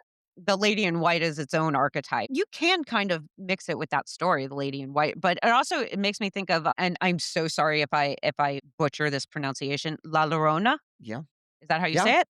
Yes, La La Llorona. Llorona. I feel like I'm saying that wrong. So the double L is pronounced like a Y, so La Llorona. No, are you Yeah. serious? In Spanish, the double L's are La pronounced like a Llorona. Y. Yeah, that is correct. Okay. Oh my god, I've said it wrong for so long. Am I the only one that says it like this? Please tell me. I'm so sorry for saying it wrong and incorrectly for so long. Your whole life. I love that story. Yeah, it's a tragic story. I'm pretty sure Halloween Horror Nights just did a love. Oh my gosh. See, now I can't. It's okay. La Lloro Llorona. La Llorona. Llorona? I feel like I'm saying it wrong, but it's an archetype, you know? It's another just like a child spirit, just like a lady in white. I feel like it falls into that archetype category. So I had a second submission by Jody Kramer. Oh, I'm so sorry. Jody's gonna hear that and just think, "Oh my god, this bitch." I'm so sorry. I'm not trying to be disrespectful. Also, though, I will let all the listeners out there know that Jody Kramer also sent pictures in this email she sent me, and with permission, we are allowed to post that on socials. So we Cool. will post that to our socials. Thank So you. yes, thank you, Jody. So Thank you, this is her Jody. story. My name is Jody Kramer, and my husband Andy Kramer and I visited Waverly Hills on a night tour around March 2023. Everything was chill, literally because it was 35 degrees outside, until we got to the surgery room and our guide told us stories about the flammable ether and the procedures done to patients. I began getting a hot flash and sudden wave of drowsiness that made me truly believe I was about to pass out. I spoke up and said I did not feel well, so our guide told me to step out of the room as it has an effect on people. I knelt down in the breezeway just outside the room and mentally willed myself not to pass out in front of a bunch of strangers. I felt well enough to continue, and my husband showed me the picture he took of us standing in that room. You can see everyone lined up along the walls, but there's a large black shadow covering me that has small white speckles on it as well. We did not see this in person when he took the photo. Later on the tour, he took another photo of an empty area near the end of the tour where no one was standing. You can see the black shadow again with the small white speckles. It's very curious as we saw nothing in real life. I look back and I think I was a little too open to something happening to me that night because something sure did affect me. Call it a ghost or shadow figure or energy, who knows? And that was Jody Kramer. Interesting. Interesting, Jody. So, yeah, Can I see these pictures? absolutely. Okay, I'm looking at them now. Yeah, it looks burnt. Like when she first sent me the photos, I was like, why It are the does. edges burnt? You It know? it looks like the edge is burnt. Yeah, but they're from my understanding, they are digital photos taken. I'm not sure with what. I'm not sure if it was a camera or a phone or anything such as that. Okay, so the first one looks like there's a gurney there and it's a bunch of people standing around the gurney. And then on the right side, and you said these are gonna be Yeah, we'll posted. post them to our socials. Yeah. Yeah, there it just looks like a huge burnt spot. You know what it kind of looks like?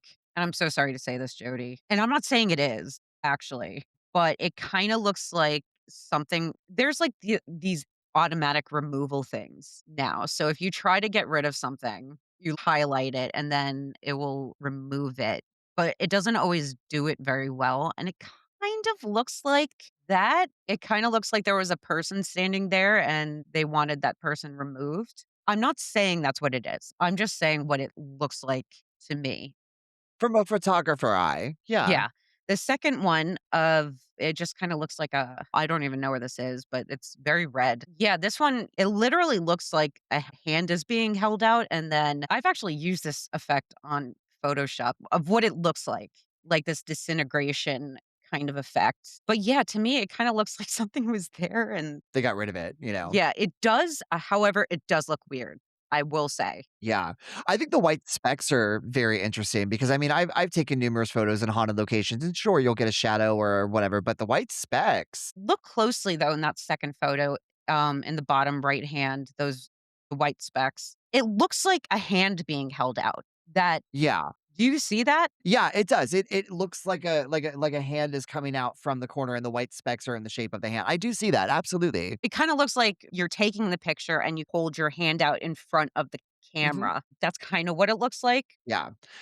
I will say what I like about the second picture though is that we see the light from the doorway, how it almost makes the entire hallway bright, but it stops right there in the middle, and then we have this black shadow that they That claim to have not seen in person. yeah, it's like this bluish, wispy, smoky type thing.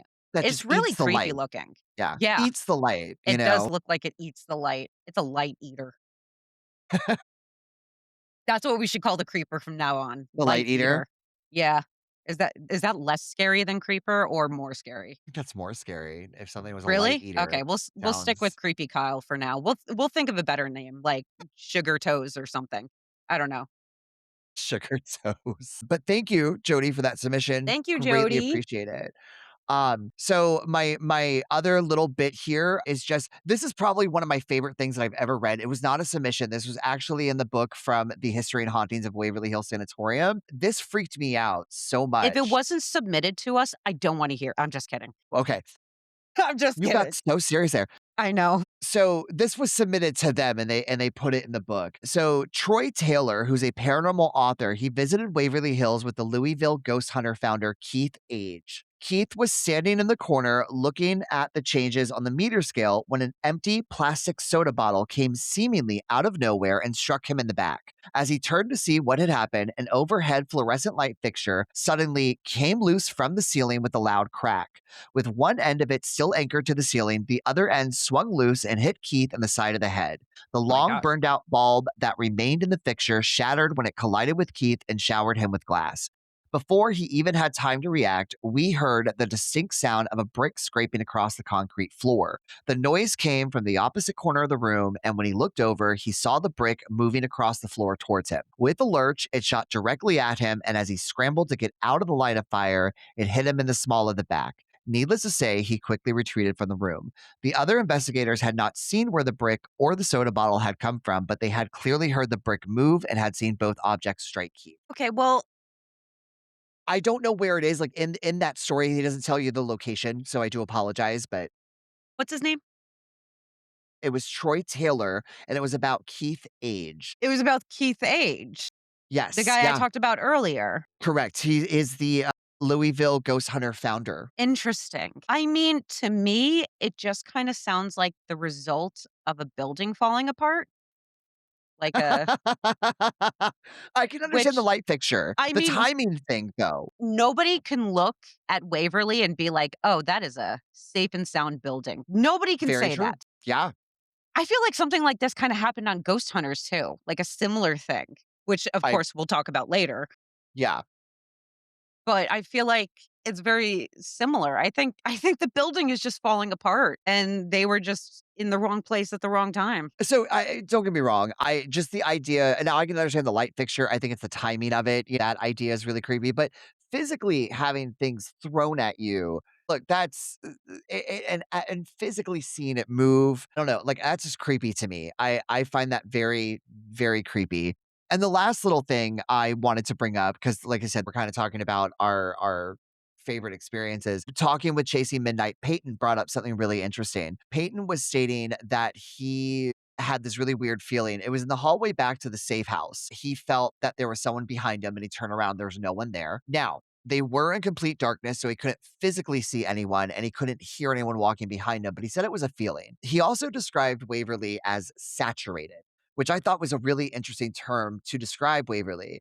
You have this idea of where all these people have passed away. And if we look at stone tape theory, it's just a saturated, heavy feeling. So I thought that was really interesting, especially for a group that was there. And they did say, look, not a lot happened, but it was kind of this icky, feeling that there's someone behind him. I thought was Yeah, very I remember interesting. that. Yeah. I also remember them saying that was basically the only thing they experienced the entire time they were there. Yes. So They absolutely did say that. But they also, let's not forget, they got a list of rules they did, that they which were they did. they were kind enough to share with us. Yeah, I'm sure just like when I worked at my place, you gotta sign a waiver. Yeah, they had this, like, cool, like, list of rules, and in that list of rules, Jess and I, we went over the rules, and there were some things in it that I kind of felt, I don't wanna say that it was weird, because I have seen stuff like this before, but for a place like Waverly, I thought it was kind of interesting to bring up, because Isabel had brought it up herself. Like, she had to go through her bag to, like, remove some stuff that is apparently not allowed on the property, which understandably, candles, Yeah, I totally get that. makes sense. But yeah, Dybbuk boxes, similar ritual items are strictly forbidden. No Ouija board, table tipping, conjuring, or cleansing will be allowed on the property. Why not cleansing? That seems weird. Well, and that's the only thing that I could think of was that it kind of brings us back to Lizzie, to where you had said, look, like US Ghost Adventures needs Lizzie Borden's ghost there. I feel like Yeah. Waverly needs their ghosts there in So order no to make something cleansing. out of it. So Can't like, get rid no, of our like, ghosts. nope, no cleansing. They're Nope. here. There are zoo animals. Can't go to a zoo with no animals.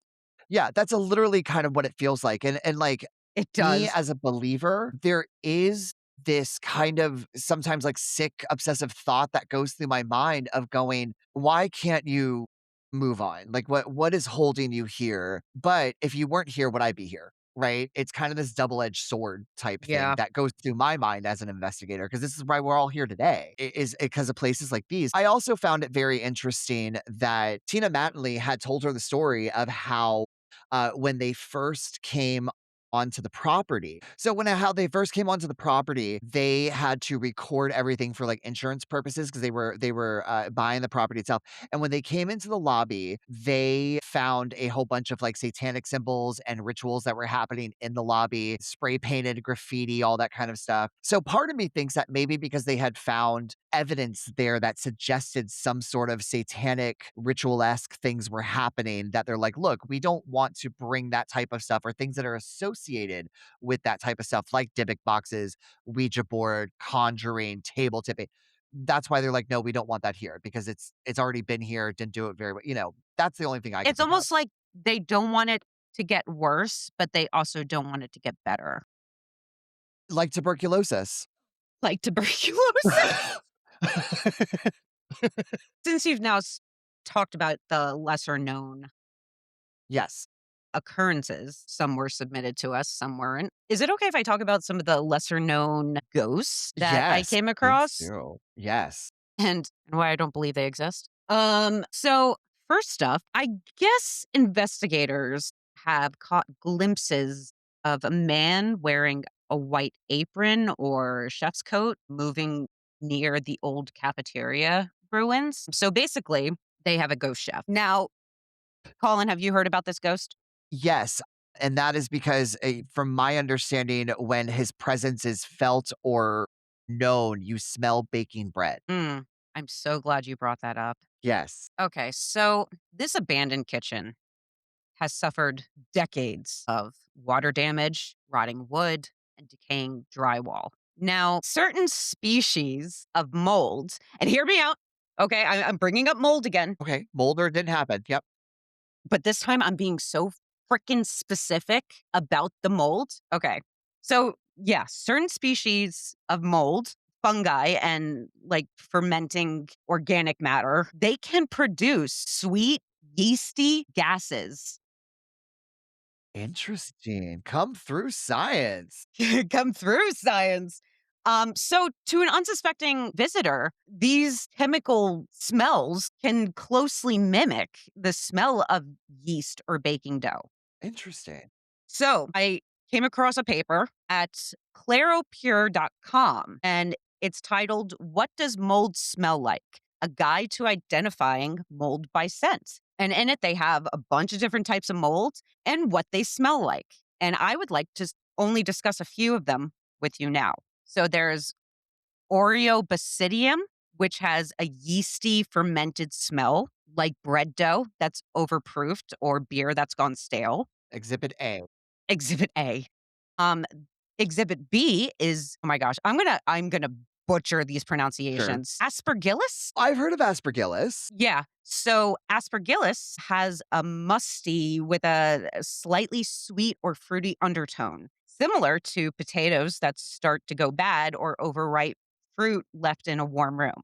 Then there's Exhibit C, trichoderma, I believe it's pronounced. It produces a coconut like or sweet smell that can be surprisingly pleasant at first, but becomes sickly sweet with more growth. And then there's Exhibit D, fusarium, which can have a fruity or alcohol like smell, sometimes described as sweet but rotting, like fermenting fruit or old wine. So, sorry to tell you, but your ghost chef, and every time I say ghost chef, I want to do an impression of the chef from Muppets, The Swedish chef as a the Swedish ghost. chef from Muppets. So I'm just imagining a like a Hoity hoity hoity yoda ho. like I love the Swedish chef. But that's it. That's what I keep picturing. So he's gotta be more echoey, he has because he's a ghost. Yeah. So add reverb to that. I have a true question. The mold that smells like yeast or bread or anything like that, does it tell you or did you look up to see where that type of mold grows? Or is it just a like this grows in wet environments, right? I didn't feel like doing that much science, Okay. but I mean, it's like any type of situation that can grow full mold or fungi pretty much has the opportunity, I think, to grow one of these types of mold with the water damage, with the rotting wood, with the decaying dry wall of it Yeah. all. Like that There's a lot of that's elements. yeah, there's a lot of Yeah. elements that kind of make it perfect for this type of mold that can cause this baking scent in the air. God, how stupid would I feel if I'm walking around, like, really living on the story of a ghost chef, and it's like, "He's here, you can smell bread," and then we're all like, "It's mold," like, you find out it's mold, I'd be devastated, I would, I'd be like, "You know what? I'm packing up my shit, I'm going home." Like, "We're done." Yeah. So there's that ghost, which I mean, I think we can consider that debunked right now, but I might be getting ahead of myself. Probably. So the next lesser known spirit I want to talk about is, or spirits, I guess, is the man and his dog.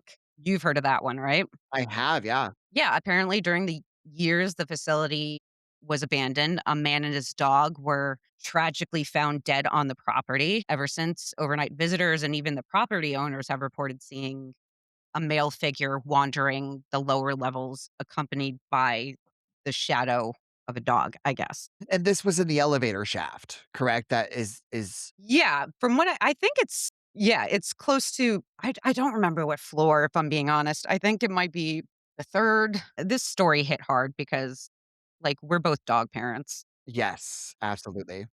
I got a little baby Italian Greyhound named Buffy, and Colin has multiple babies, Gosh, I do, so many babies. we've got 4 babies in this house, so yeah, yeah. I would be I mean, like, if I was to be a ghost or after passing, if I could have my dog with me, that would be amazing. Just hearing about a spirit dog in general just kind of breaks my heart, and that his dog fell in with him, and I hate that story so much. I know, All I wanna go I know. do is go cuddle my dog right now. But I guess the good thing is that it doesn't exist. There's nothing. There's nothing. I mean, local journalists have searched through Louisville police archives and news records from like the 1980s and the 1990s and found zero evidence of bodies being recovered from an elevator shaft at Waverly. Also, there's like the dog itself, there's variations. I feel like I'm always hearing a different version of what this dog is. Yeah, I will agree with you on that. because I like one I've heard the name is Sadie. The dog's name is Sadie. I saw that somewhere. I forgot where. It was probably US Ghost Adventures, if I'm being honest. What a quintessential dog name, Sadie. Like, I feel like everyone had a dog in the '80s named Sadie. Yeah. Yeah, so some variation they named the dog Sadie, or they describe her as a German Shepherd. Ooh, we heard white German Shepherd, Yeah, I right? heard white German Shepherd, which I didn't think was a thing. To me, a white German Shepherd is a husky. Yeah. I was very confused when I heard white German Shepherd. Now, granted, look, I'm not a dog expert. I did not go into Google and search up white German Shepherd to see if it's something like that actually existed. But I thought German Shepherds were obviously well known for their colors and their shape. And so to add white to it, I'm like, I Yeah. have not seen that. I've heard Tina say in interviews white a couple times, but then, there are other reports that said white German Shepherd, which had us both like, "What? Do those Yeah. exist?" But yeah, there's no proof that this happened. I remember somebody saying that they actually I think it was Tina actually. I think it was an interview with Tina on one of the investigations we watched where she said that they had to cut a hole at the Yeah. bottom of the elevator shaft to Correct. Yeah. access the So body. yes, because they couldn't get the doors open. They're all rusted and all that kind of stuff. So she claims that the Louisville police came, made a hole in the wall next to the elevator shaft, and took the body out. That is what she had said. Yeah, but there's nothing backing that up, and I've also heard her not be very consistent with this story either, but we can get into that when we talk about Yes. the investigations. But overall, no, I don't think the man and his dog exist, thankfully. No. Thankfully. All dogs go to heaven, okay? Like, that is All dogs go to heaven. There are no ghost dogs at Waverly. Now, the last one I want to talk about, I'm gonna kind of smush together these two, sure. because I've seen reports of this of doppelgangers and mimics. So, is it okay if we get into the Yeah, doppelgangers and mimics of it all? absolutely. Yes.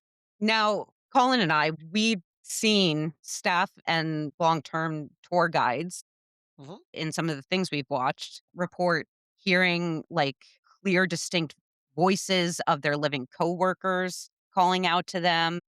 And then on rare occasions, some of them have reported seeing like a coworker walk into a room or down a hallway only to find out that that person wasn't there. So alas, what got spread around because of those is that Waverly is also home to doppelgangers and mimics. But guess what, Colin? What? I don't believe that. It's okay.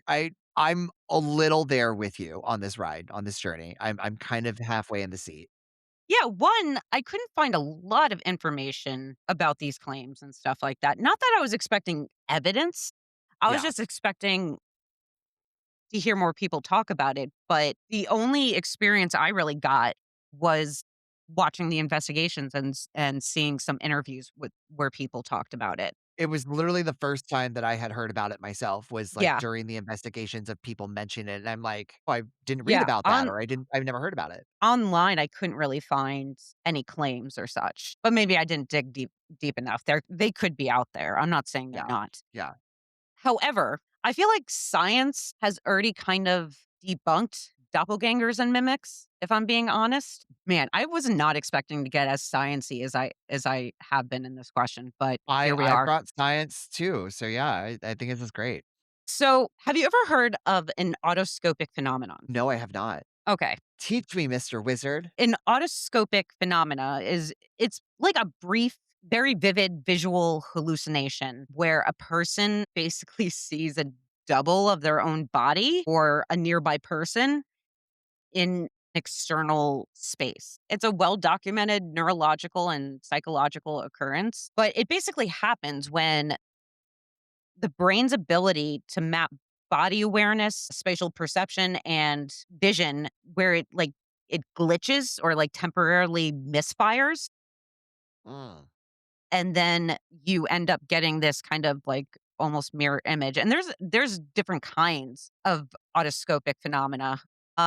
And I'm not going to get into all of it because I feel like I need to save some of this science for another day if we ever do a full episode about doppelgangers or mimics. This strictly applies to the doppelgangers though at the moment. The word autoscopic itself, the term comes from the Greek words autos, which means self, and scopio, which means to look at, essentially meaning looking at oneself. From what I learned, this phenomena, it's not signs of madness. It's, like I said, it's more of like a glitch in what is called the peri, peri, temporoparietal junction. Let's just go with that.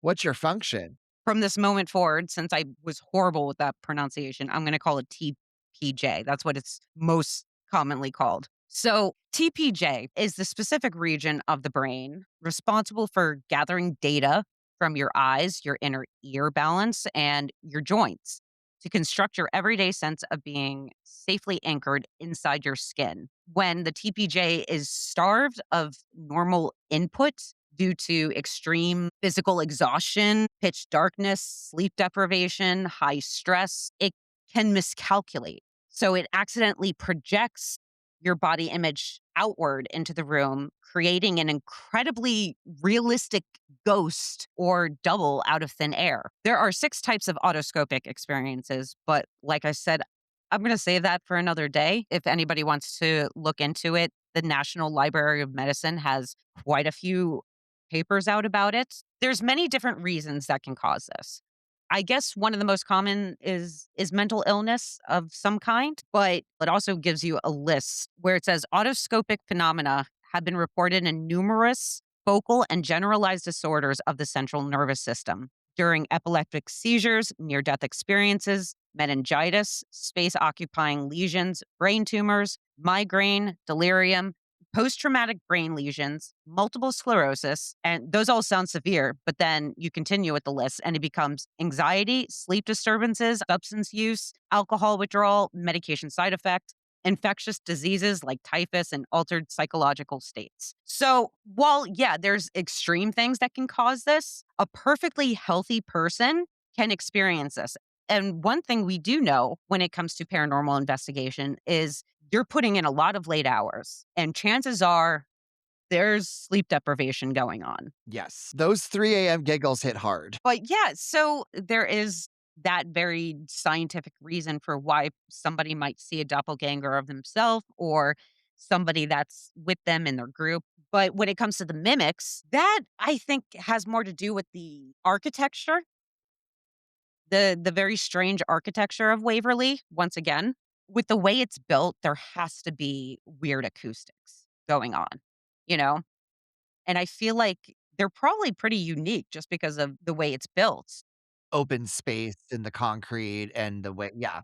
The building was explicitly engineered in 1924 to maximize airflow and environmental exposure, like I said earlier, which I think unintentionally created a massive hyper reflective acoustic landscape. So I feel like the architecture choices that they made to treat tuberculosis patients directly dictate how the sound in the area behaves. Its openness, I feel like a lot of sound could come in, bounce strangely. There could be certain consonants that are just hitting the ear easier than others because there are certain sounds that a person can make that travel easier through the air than others.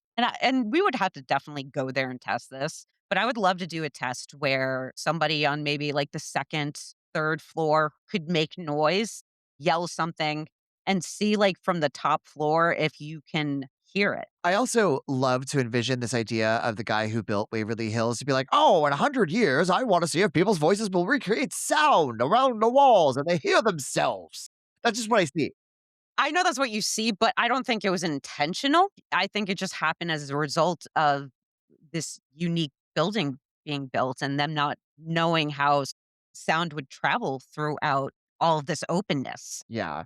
And I also think it kind of comes down to personal experiences. We've all seen the videos of like mimics and all that kind of stuff. Someone sitting in their bedroom and there's someone on the outside of the door going, hey, let me in, Tina. This is the reason why I say like I'm partly in the car with you on this journey. I did have my own personal experience back in college, which I talk about on the Phantom Frequency, shameless plug. And you could hear about that to where I heard someone I know was not there say something to me and they were not present. And I knew that. And then also when we talk about doppelgangers, when I was giving tours, I saw someone who shouldn't have been there. And it wasn't my own projection, right? It wasn't me. It was someone else who wasn't even in the same state, let alone the same building. So I do think sometimes it is kind of, but once again, like you said, with the you are sleep deprived, you are out there late at night doing this kind Yeah. of stuff.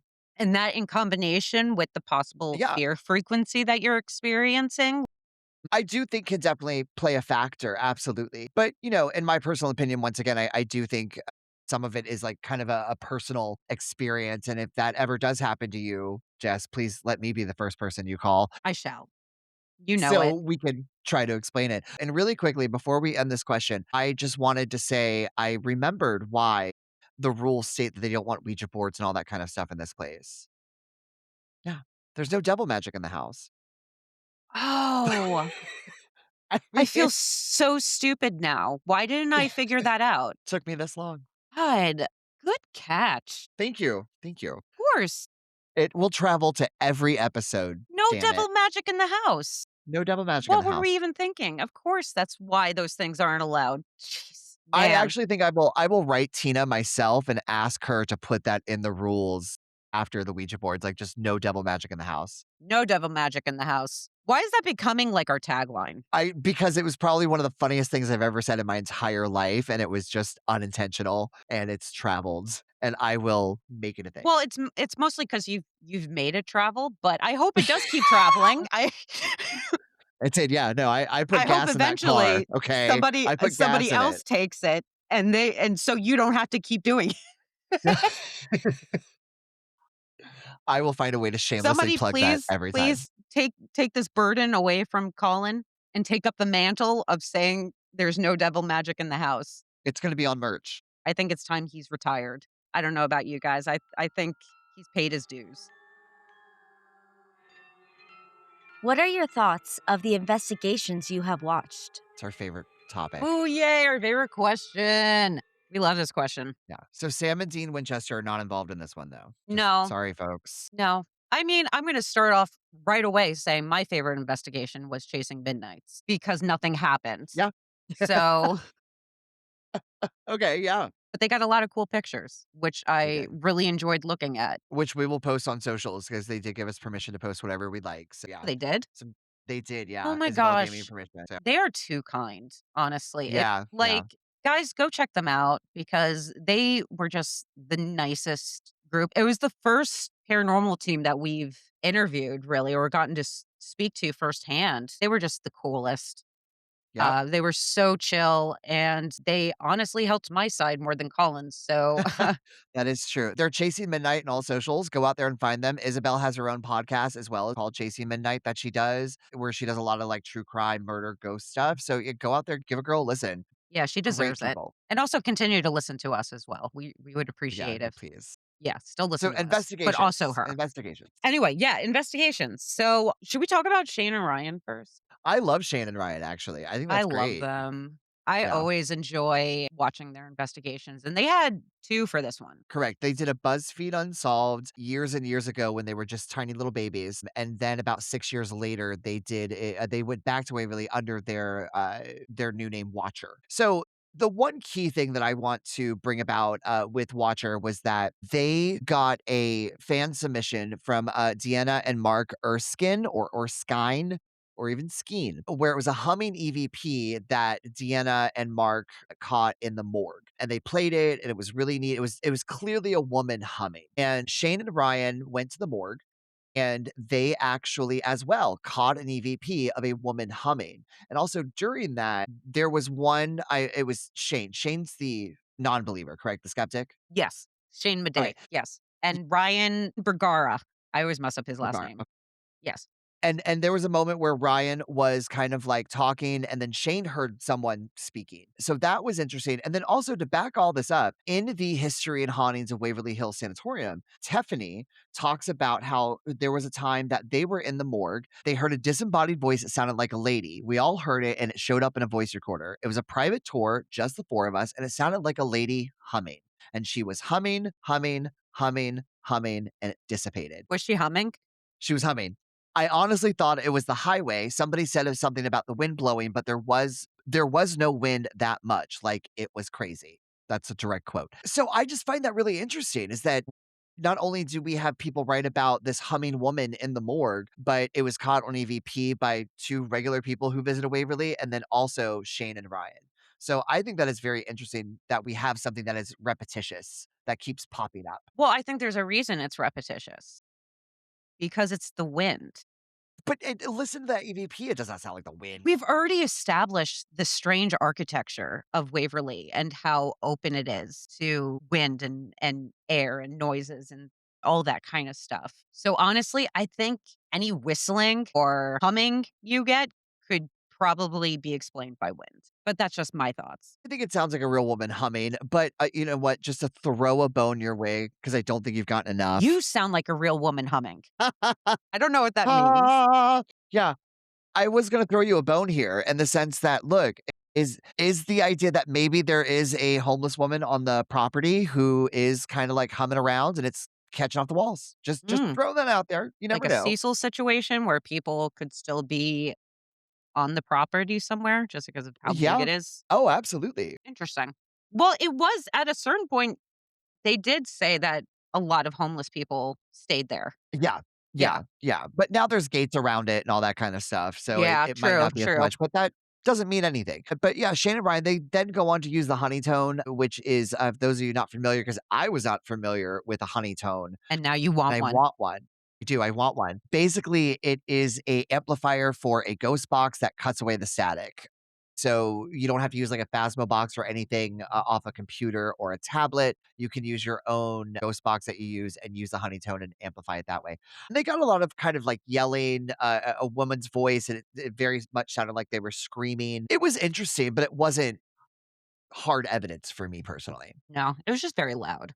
But no, the honey tone does have a cool sound to it. It mutes all that static that you Yeah, get. yeah. But no, I didn't take it as any concrete evidence, of course. But it was a really fun investigation to watch. Yes. Even if you're a skeptic, these guys are so freaking funny. They're hilarious. I know at one point they did the Estes method when they Yes. went the second time they tried it. And probably the funniest part of the whole video is when they do this. Just because Shane, I don't think Shane understands he can just say the words, he doesn't have to yell them. Yeah. But yeah, they do the Estes method. I don't think they really did it correctly, though, if I'm being honest, No, but it's a really fun watch. I will say this to everyone out there when it comes to you performing the Estes method, you don't need to be within feet of the other person asking questions. I don't care how good your noise canceling headphones are. I still feel that if there's even a chance that I can hear what question you're asking or even an inkling of what question you're asking because I hear something, I'm going to subconsciously want to answer what I think that I thought you said. Yeah. Right? So just go, I mean, you don't have to be in the same room. Go 10 feet away or whisper your question. Yeah. Once again, I do understand it's for like YouTube and stuff like that, so you wanna be caught by the camera. I also think the blindfold is important. I agree with you. I think the blindfold is important to wear. Yeah. It takes away your senses, it enhances your ears. Yeah, I feel like the Estes method is skeptics' favorite way of investigation. It's just cool. It's a really cool way to investigate. But I also say that what I love about S's and why for me that it works in the sense of like having skeptics kind of maybe come over to the other side a little bit because it is practically debunkable if you're doing it correctly. Because if you, Jess, are asking a question that I can't hear and I'm responding with intelligent answers, there's no way that you can really debunk that because like you're far enough away, you're either whispering the question, all that kind of stuff. So it's something that skeptics like because it's something they can't debunk. I can't wait till we can do an Estes method. I know, we'll SCs all night long. Yeah, that's gonna happen eventually, guys. Like, I'm not kidding you. We're gonna go investigating, and there will be more to come down the road other than just Yes. this podcast. Yeah. But should we move on to Let's do it. Yeah. okay. So next, can we talk about Ghost Adventures with Zach Baggins? I'm sorry, what was that last name? Oh, I'm so sorry. Yes. It's actually Zach Bagans. Yes, Biagans. Yeah. That's what we were I'm sorry, say that again. Biagans. Biagins. Yeah. Biagins. No, we learned that we've been saying his name wrong this entire time, but we're gonna say it right from here on out. right? Yeah, and we listened to the clip of in his intro when he said his name probably about 40 or 50 times, We did. because I couldn't believe it. I was like, Yes. "Wait, that's how you pronounce his name?" So go out there. It's in season 2, I believe. Go out Yes. there, watch the Nope, Waverly season one. 4. God, I lied. Season 4, episode 4. He says the name in there. Go out, watch it. Yeah, it came out in 2010. But yes, we will never say Zach Bagans' name incorrectly ever again. That will not Nope, happen. never again. Zach, I hope you're listening. If you're listening, Mr. We got you. Bagans, we are so deeply sorry for saying your name wrong for so long. And that's the only thing we're sorry for. So, okay, let's see. The investigation starts off, they talk to Tina, who we know Tina Mattingly, which is one of the owners of Waverly Hills. So Tina's taking him on this tour, and they get to this room that just so happens to have a sign outside of it. Yes, It was like the picture and story of the patient that used to stay in that in room. that room. Sir Baggins walks over to the wall and proceeds to grab this like, I don't wanna say it's a plaque. It's It like was a laminated photo. It was like a laminated photo, yeah, and then underneath of it was who stayed there, and there yeah. but he literally takes it and rips it off the wall so he can show us exactly where that picture was taken of the woman. Because, I guess we all wanted to see that in his opinion, but it felt so disrespectful. And Colin and I actually debated for almost 20 minutes because I think that that was actually there and he's just that disrespectful that he would just rip something like that off the wall. But Colin seems to think that it was actually his team that put it there. Yeah, it seemed very performative, and, we did ask Chasey Midnight if they remember seeing a photo there, they did not, but granted, this was in 2006, right? I do understand that it could have been taken down, but the one thing that Bree and I discussed while watching this as well was that the masking tape that was used to put the photo on the wall looked very new. So it just seemed to me that this was a photo maybe that was in their gift shop room or something that Zach or the producer sat there and went, "Take me to this spot. I have an idea." And it went from there because that masking tape was very new. Why would that be his idea? So what we're going to do, we're going to take this really sad story of this lady who had a tragic history. We're going to put it on the wall and then we're going to tear it off the wall. We're going to tear that bitch off the wall. Like why would that be an idea of Have his? you ever watched Ghost Adventures before in your entire life? Because really, he does stuff like this on a regular basis for shows. Now, is it his idea? I don't know. Could it be producers? It's someone's idea, I think. I will admit I am kind of new to the world of Ghost Adventures just because I was never really interested in his show. He just always rubbed me the wrong way. I'm so sorry. He could be perfectly nice in person. I don't know, but it's more my issues with him is more about his show Yes.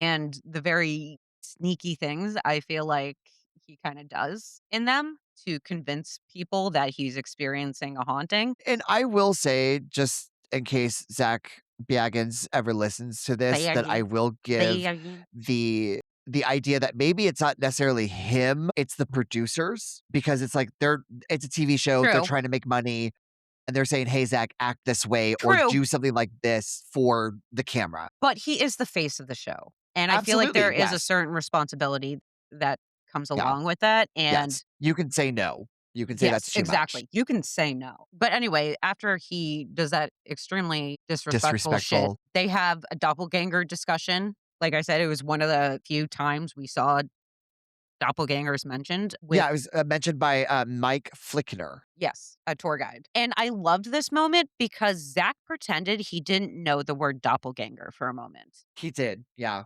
He's like, "Doppelganger? What is I also that?" don't understand how you can be in the paranormal community as much as he has been at that time of filming Yeah, and season not 4. know what a doppelganger is, or at Yeah. least heard the term.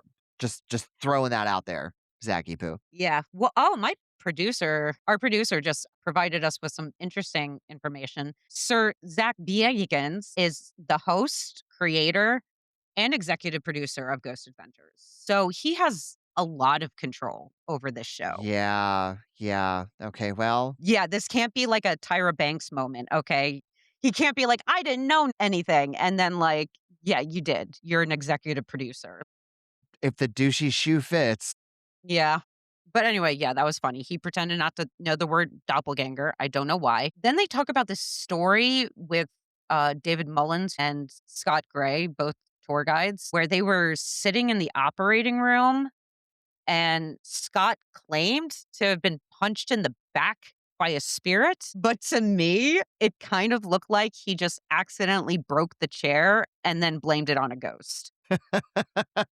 Yeah, because David Mullins was the one recording, and they showed that evidence to say, "Hey, like, there was this sound," and that's when he was like, "I turned around and, was watching Scott," and then he kinda jumped out of the chair really quickly. If I'm not mistaken, to me, it looked like one of those, like, plastic lawn chairs, Yeah, right? it looked like a flimsy chair that just kind of Yeah. fell apart. Yeah, and that's where we think the loud bang came from is Yeah. possibly the chair just kind of breaking. Because look, who has not sat, especially in one of those lawn chairs and just kinda, like, lean back a little bit, you Yeah. lean If back you a little lean bit. on I those do it all the suckers time. the wrong way, they collapse Yeah. underneath Oh, you. absolutely. Yeah, so, like, to me, subconsciously, like, I don't think they were trying to do anything fictitiously or, vaguely, but I know that when I sit in one of those chairs, I lean back and you hear it creak a little bit. Well, there was actually another moment too that I thought was funny where it seemed like something happened and a ghost was blamed. So they were in the OR. Nick Groff had the camera and he asked the tour guide they were talking to, who I think was Scott, he asked specifically if people complained about their sides hurting in the OR. Kind of came off immediately suspicious because I felt like he was feeding the tour guide a very specific detail that I would have been more like, does anybody feel pain in this? Not really saying specifically where the pain is, and then see if the tour guide goes, yeah, the sides actually, a lot of people complain about the side. But Scott started off saying that people reported headaches. And then it just kind of seems like he goes along with what Nick was saying just to, I don't know, appease him or just kind of Yeah. go along with the story that Nick Groff gave him. Because he was like, people have reported headaches. And then Nick Groff was like, yeah, my side hurts. And he's like, yeah, people report that. Yeah. And so it kind of seemed like he was just kind of going along with it. Also, seeing where Nick was holding himself, I think this pain could have been caused for multiple reasons. First, he was holding a camera with a camera mount on his right shoulder. A pretty it looked like a pretty heavy Yeah, duty one, yeah. honestly. And I feel like with it being on his right shoulder long enough, it would have stretched his other side. It might stretch it a little bit so that there would be a little bit of pain there because all this weight is on his right just because of having to adjust his weight holding it. But also where he was holding it was like around his colon area. So again, he blamed a ghost, but it could have been just him experiencing indigestion or gas. Yeah, and I'm a little disappointed that you did not give me my flowers on that because I'm the one who pointed this out. And also, I Oh, just you want to did? say Yes, yeah, I yeah, did. yeah, he I did, did. he did. I also just want to say really quickly that like I've met Nick Groff. He's a wonderful human being. He takes his job very seriously. Yeah, no offense, Nick. Yeah, no, but in this instance, you are walking around Waverly. The OR is a gosh, what floor was the OR on? I can't remember at this point. Fourth floor. Like you've walked up 4 flights of stairs. You're carrying this camera that is on a mount on your shoulder that has a bar that goes all the way down, which we believe was attached to either your belt loop or something to make it a steady cam. You're carrying all this kind of heavy stuff around and working with equipment like this, I pointed out, and I actually called my friend Dakota over because he's been on investigations with me before, and he was like, "Yeah, that's kind of what it look." So I just think that at this moment in time, you were in this area, you kind of have a phantom pain that you are now noticing after you've been huffing it up 4 flights of stairs. And yeah, you're in a allegedly haunted location and you're feeling a pain that, in your mind kind of came out of nowhere and you think mention it. Absolutely. And I do think that it was more camera related than anything else. I love you, Nick Groff. No offense, Nick Groff. Yeah, no offense. But it could have just been gas. So next, they got an EVP, which apparently said, "Give me a break." And my exact opinion on it was, "Give me a break." There was a whistle captured, could have been the wind. But one thing I also noticed when they got these bits of evidence is the editing is always so confusing. Yeah. I feel like the editing is always a little chaotic and confusing in these episodes, just so you don't have long enough to really question what they're presenting you with. But luckily, we have a lot of patience, so we just paused and rewinded. Like we would pause and rewind parts all over the place. Yeah. Because when we got into the investigation aspect is where things really got interesting, I say. Yes, that's what I'm just about to get into because this guy named Aaron Goodwin joined the investigation and then they decide to go to 502. And the things that happened here caused so much debate between Colin and I in the It moment. did. We ended up having to watch this part a million freaking times. We kept going back and forth on it over and over and over again. And you know what? We never got closure. It exhausted Jess so much that she couldn't watch it again for 4 days. I know. No, Like, we had we actually ended up breaking that night after this just because I couldn't handle anymore. it took so much out of her. It took so much out of me. It did. But I feel like there's even more for us to say still. So, yes, our friend Aaron joins them. They decide to go to door 502 where the nurse stories are. They get an EVP right when they get there, I think. To me, the EVP sounded like an owl. I think they said it sounded like a moan. To me, it sounded like an owl. And then, here we go. And then they pulled out the REM pod. Which was brand new at that Yeah. time. I And want this, keep that in mind. this is what caused the REM pod Yeah, war of 2026. yeah. REM pod gate. REM pod gate, yes. Okay. So they got a lot of readings with the REM pod in that area. I thought the readings were very suspicious because of the way it was being edited, because of how close Zach and Nick were kind of like hovering around it. Aaron goes into the 502 room at some point. You don't see him again. I mean, for all we know, one of them could have been carrying a walkie talkie, which I think most people know sets off a REM pod if Yes, used. and my debate for that is, REM pod will make a very distinct sound when a radio wave is used to disrupt the REM. It's a very distinct, high-pitched sound, and that Okay. was not the sound that was coming from theirs Okay.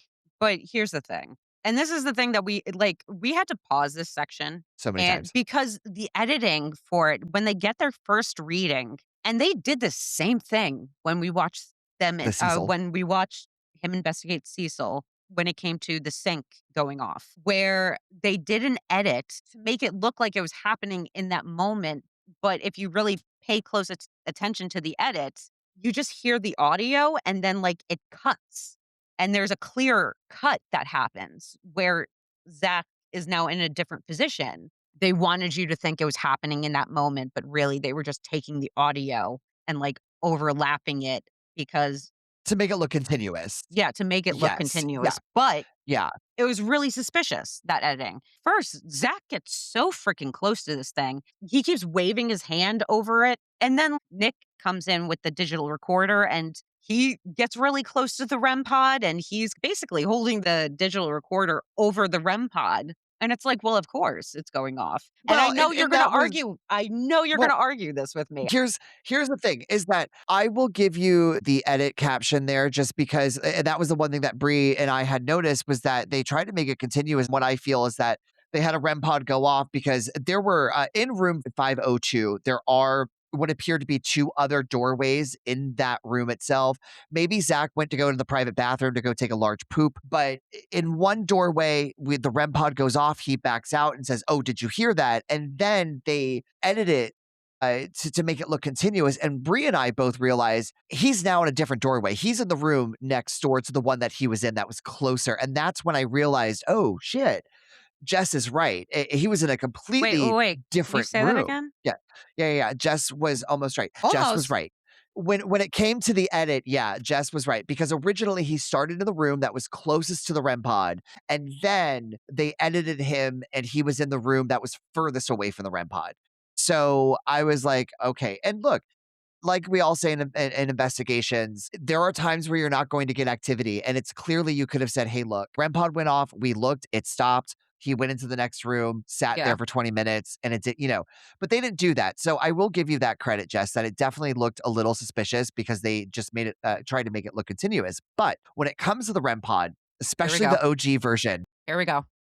you have your four colors on top, and when it is red, it is under a 1 inch radius. Blue is a 1 to 2 inch radius, yellow 2 to 3, and then green 3 to 4 inch radius. And then when you actually have contact with the antenna, all the lights go solid, and then there's your high pitch sound. It's a circumference and it's not height based. So if I'm waving my hand over a REM pod that is on the ground, and I'm directly over it, I'm not setting that off because it is that circumference is not height based. It is width based or out based as far as inches are concerned. So in the video, we did see numerous times to where that REM pod was continuously, whether it was edited or not, going off, and they were definitely not within 4 inches of it. And you said this was an original, like, Yes, OG REM yeah, pod? this was a Gen 1 REM pod. The REM pods came out roughly it was about 2006, and they do talk about, "Hey, we got a brand new device, it's called a REM pod," and they really took off because of the episode of Ghost Adventures that it was on. I have a question. Yes. Have you ever seen the inside of a REM pod? Yeah, I have actually. Like the OG ones? Not the OG ones, I've seen the inside of mine. Okay. Well, would you like to know what's on the inside Yeah, of the OG ones? stuffing. Because knew, I knew you were gonna come at me with this REM pod shit. Yeah, I yeah. knew it. So I prepped. I went on one of my favorite websites, Skeptical Inquirer, and found an article written by Kenny Biddle in 2021 called Ghost Hunting Gadgets, the REM Pod. And he proceeded to take it apart. Turns out that it's mostly resin, glue sticks, lights, and what is called a junior theremin kit. Do you know what a theremin is? I do, yes. For those of you who don't know, it's a really fucking weird instrument that makes a really fucking weird sound. But the way you play it, I don't know if anybody's seen, when I think of the theremin, I think about American Horror Story Coven when, what was the character's name? Balenciaga, the one, that one.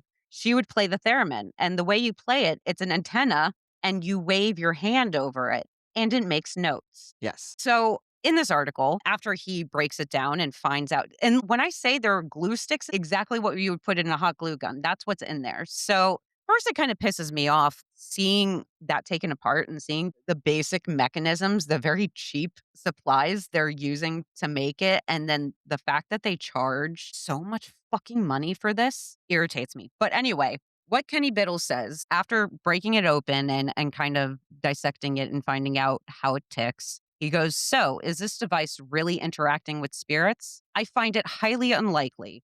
Well, honestly, no. First, there is the ever present issue that if ghosts did exist, which is still unconfirmed, we have no idea what physical properties they would possess or how they would interact with the environment. Therefore, we don't know how to test for such entities. The Junior Theremin kit requires a conductive material to be in close proximity for it to make noise, and we have no idea if ghosts would have such a physical property to be able to do so. Second, the conditions under which these devices are used does not prevent contamination by real world influences disrupting the electromagnetic field.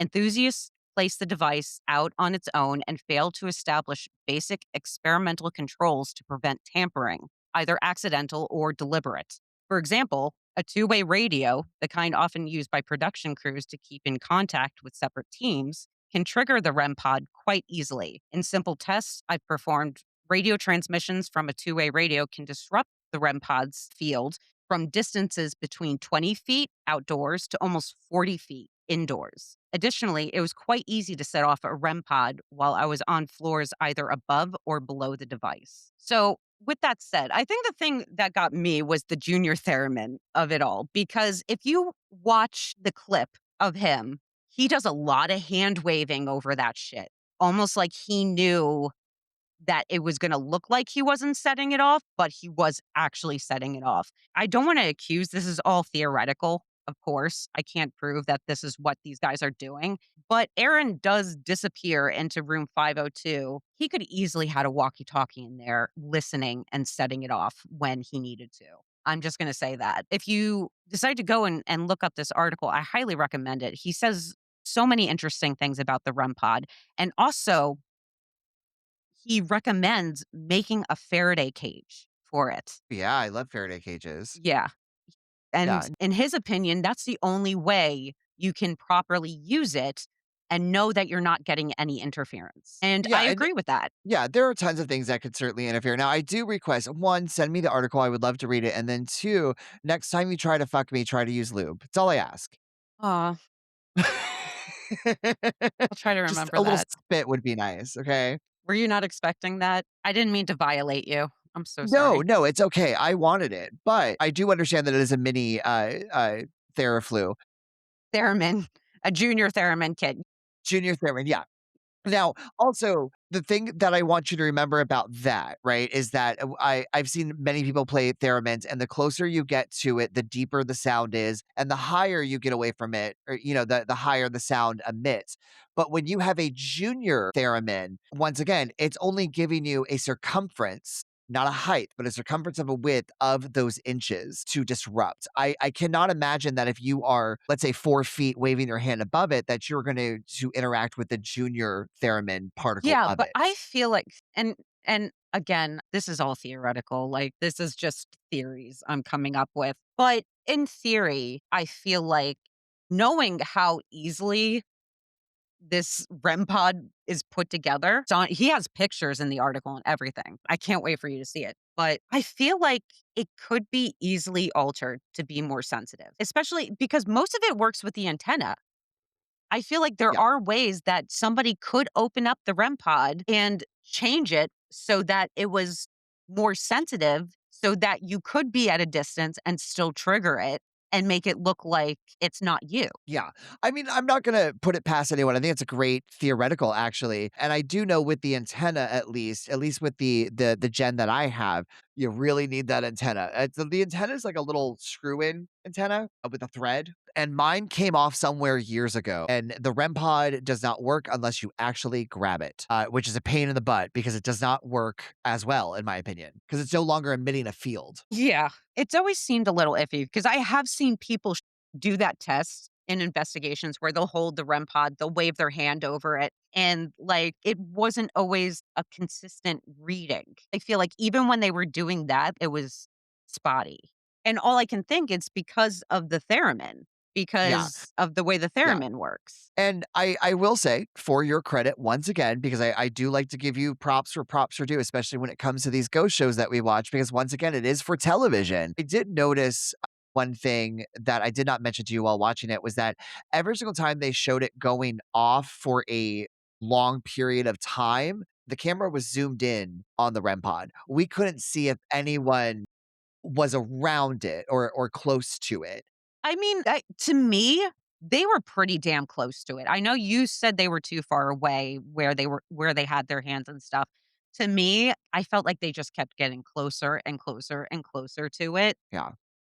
I feel like at one point, Zach was on one side and Nick was on the other, and they could have just reached across and Yeah. held hands. That's how close Yeah. they were And to the REM pod. I will say where they put their tripod camera, their park and bark in the corner of the room tilted up gave us a really kind of wonky distance angle that was really hard to tell how close or how close they were not because of the way that it was just kind of filmed and tilted up. So I will definitely say that. But unfortunately, when it came to the editing and kind of finding out that they made it look continuous, made me not want to trust the rest of the REM pod finds. Yeah. Yeah, well, I think that was the only time they used the REM pod because the rest of the investigation is a bunch of ridiculous fucking EVPs. Yeah, it did, and I don't know if we have the energy to go through them all, I but can't.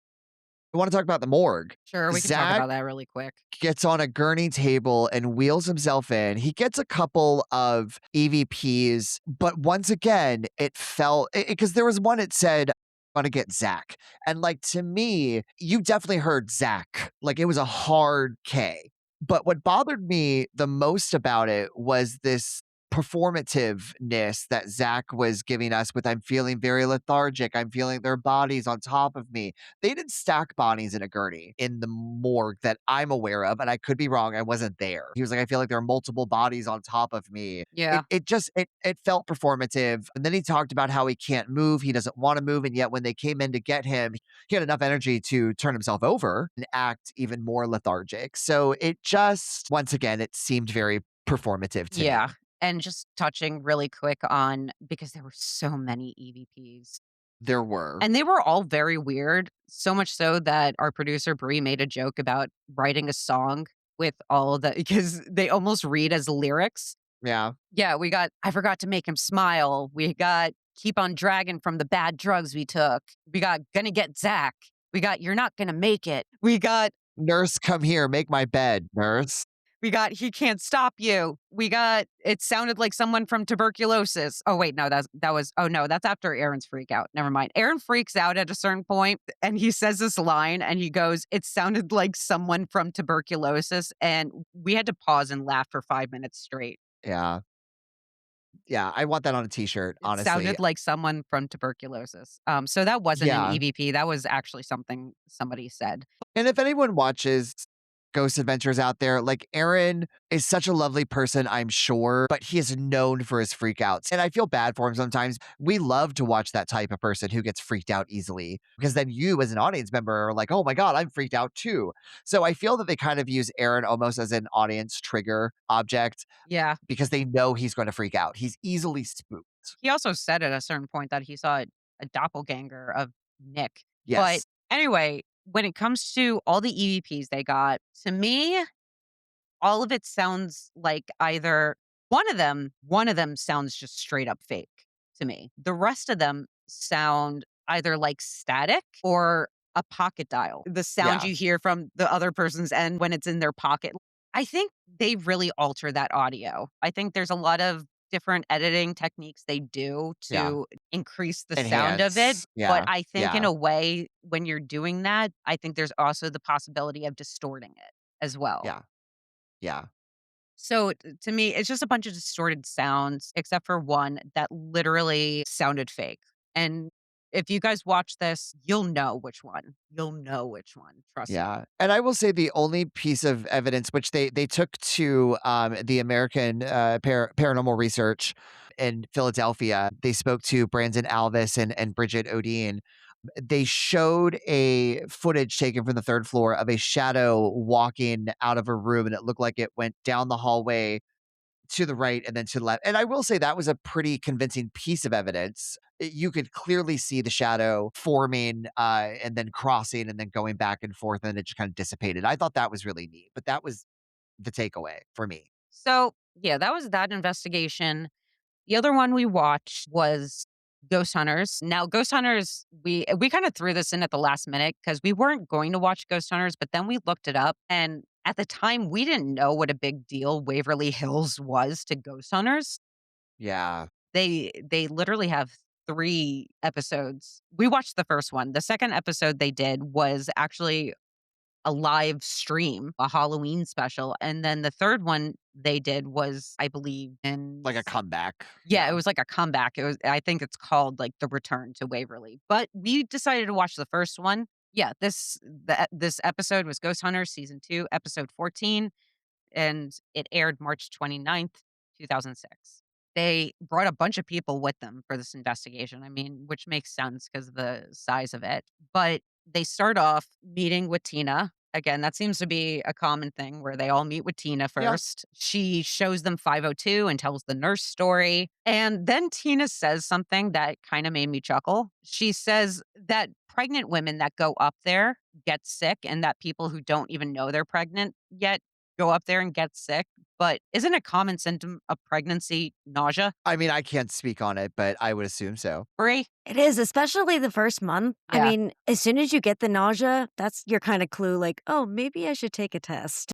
Yeah. Colin and I don't have children. Bree's the only one of us that has a human child. We have fur babies. So you heard it from her. It's a common symptom. So I thought it was funny that she was trying to use that, but it's like, I could imagine, yeah, they would be sick or they would get nauseous because morning sickness is a thing. And I know they call it morning sickness, but I'm pretty sure it doesn't always just happen in the morning. Like it can happen at any time, all day. Our producer said. Bree said all day. Really quickly, I just want to point this out because I noticed this when they were talking to Tina. Tina talked about the homeless man and the dog and how Yes. it was called in and they broke the wall, yada, yada, yada. Right. Well, what I had noticed in that story was that in the History and Hauntings of Waverly Hills, Angel states that Tina and Charlie found a body in the elevator shaft and it was a homeless guy with his eyes gouged out and his dog's eyes gouged out. That is a true story. And I know that for a fact because I talked to Tina about that. But on the show, Hmm. Tina stated she didn't find it wasn't her. Yeah. It was just called in. I picked that up right away. So I will say that was something that I'm kind of like, Yeah. we have in a book that you're telling people this, and now on for television, you're stating something else. So it just inconsistencies usually make me a little weary.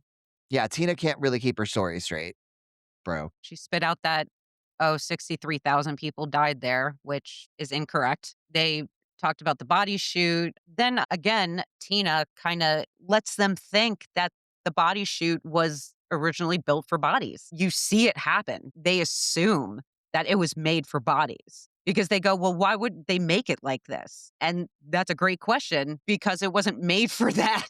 But anyway, then the whole team starts being mean to Dave Tango for no reason, which bothered me. I felt so bad for the dude.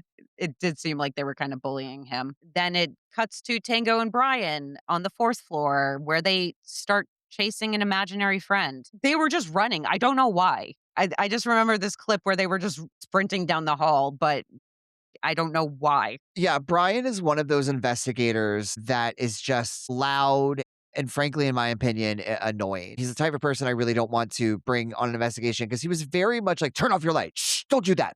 And it was like, bro, chill out. Yeah, I wasn't gonna say it, but yeah, he Well, I will. Yeah, I'll tear him up. It's just because like I've been on plenty of investigations and like that type of controlling environment is not something that is indicative of having a good time, right? yeah. I we need to have some humor, but at this point, Brian said that he saw something and he just went running. Yeah.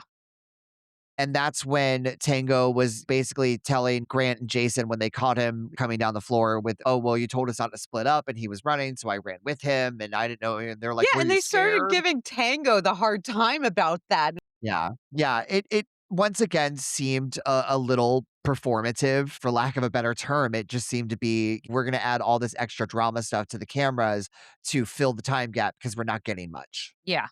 Right after that, Jason and Grant get a thermal apparition that they think is Timmy. It was a cool apparition. It really was. I mean, to pick something like that up on the thermal cam to where the bottom half was hot and then the top half was cool, I thought was a really unique find. They did look around for an animal because at the time they only saw the bottom half Yeah.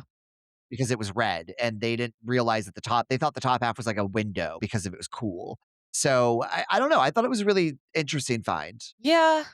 I don't know. To me, it still looked like an animal. It looked like a raccoon or a cat or something just running across the ground. More like a raccoon just because of the way it was moving, in my opinion. But they thought they saw Timmy. I didn't see Timmy.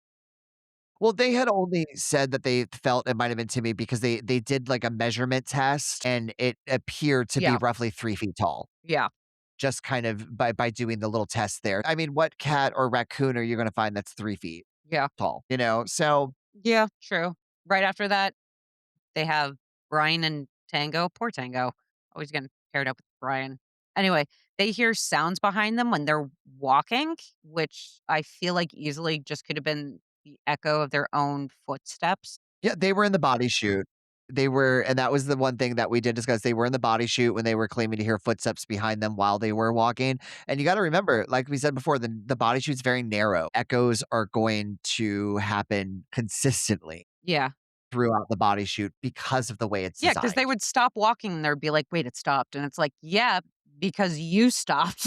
And that was the end of night one of the investigation. They packed up after that because they investigated this place for 2 nights. Between that, they show the beginning of the next day where they're speaking with Cam Brooks, who's part of the Waverly Hills research group. It almost felt like a fabricated scene just to make it seem like they actually had evidence behind some of these spirits that they were claiming.